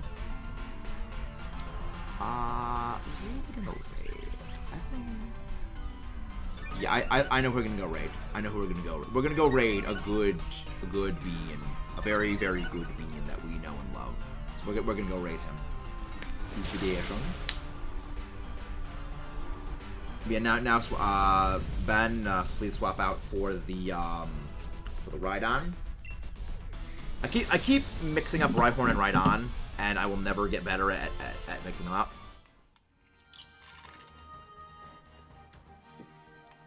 I mean, this is good. This is going well. But yeah, thank you guys for coming in and have a very good day.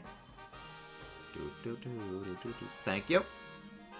Yeah, the main reason why is that Ho-Oh can change the weather to sun, which completely obliterates the damage done by water types, and the rock types just do way more damage, and they're not affected by the sun, which is good, but at the same time, Ho-Oh just being annoying otherwise.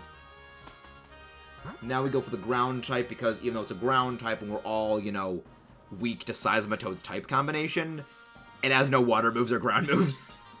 Like, Seismitoad's moveset is so laughably bad. It is Screech, Supersonic, Echoed Voice, and Sludge Bomb. It's so bad. Oh, it's so bad. But, I mean, it's meant for tech. It's meant for tech disruption, which it does decently well. But yeah, it just does not have a good move set. Like, it's good for, if you're using a physical attacker, it's very good for, you know, dropping defense. But otherwise, it's an absolute potato. You know, oh yeah, like, oh, I'm gonna bring this thing against a steel type. Oh, it can't do anything against a steel type. It can't do anything against a psychic, against a steel type. So I remember someone was gonna do something like that with, I think it was Heatran. They're like, oh yeah, I'll go for the ground type for Heatran. Nope, has nothing for Heatran. It was painful. It was painful. It was, but don't worry, we're gonna win. We're gonna win. We're gonna crush this thing.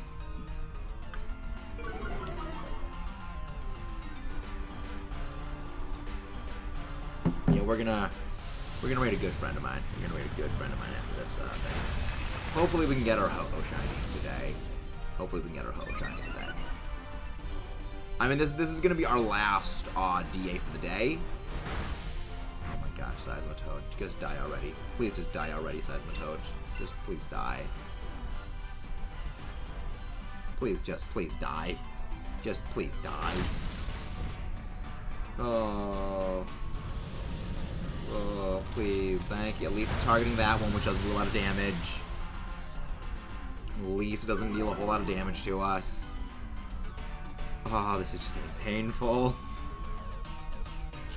It doesn't help that William is doing nothing. It doesn't help that William is doing nothing. Meanwhile, we're just being absolutely carried by this Rhyhorn. Right on, I mean, not Rhyhorn. We're getting absolutely carried by a Rhyhorn. Right on, sorry, I keep mixing up the words. Oh my god, I'm so terrible. Absolutely garbage. Fake Pokemon fan confirmed. Fake Pokemon fan confirmed.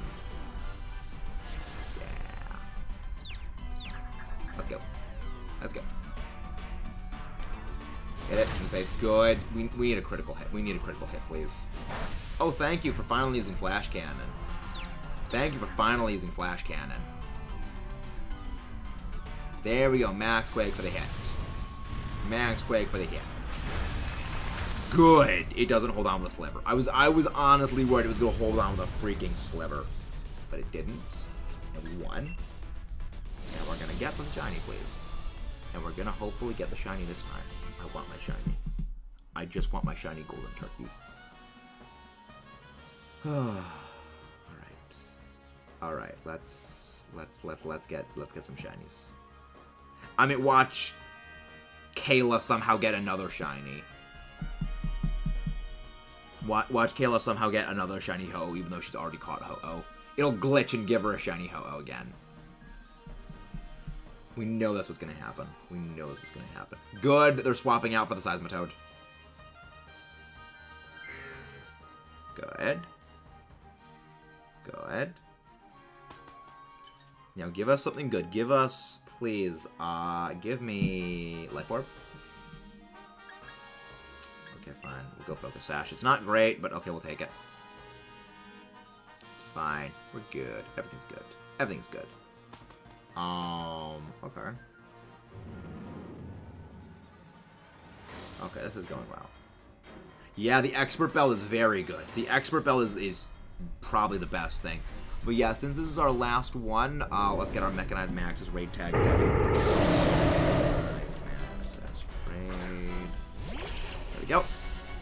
Yeah, we're gonna go on a raid soon.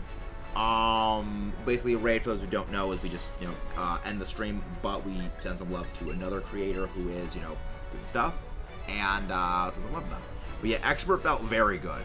Like, that is gonna be very, very instrumental for this. I just hope we can actually connect on this thing and take it down right now. Can we get some critical hits, please? Can we get some critical hits? Please don't get an Omni Boost. I do have the Shiny Charm, Rayquaza. I do have the Shiny Charm. But are you new here, Rayquaza? Because we got you as a shiny in 14 Dynamax Adventures.